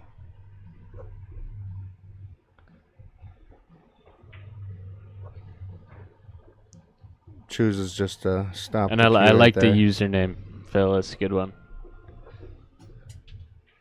I think it's good advice for all of us. Jeff Potts, what's the race and bet? Race to 9 for 200 smackaroos. Smackarondos. Currently, we got a score of 8-7 in favor of Darren Appleton. John looking to get out here. Oh no. Oh, and I think that's the last we'll be seeing. Oh no. Oh, what a bummer. He's had some bad rolls, really. What a bummer. Something you just wouldn't expect, you know?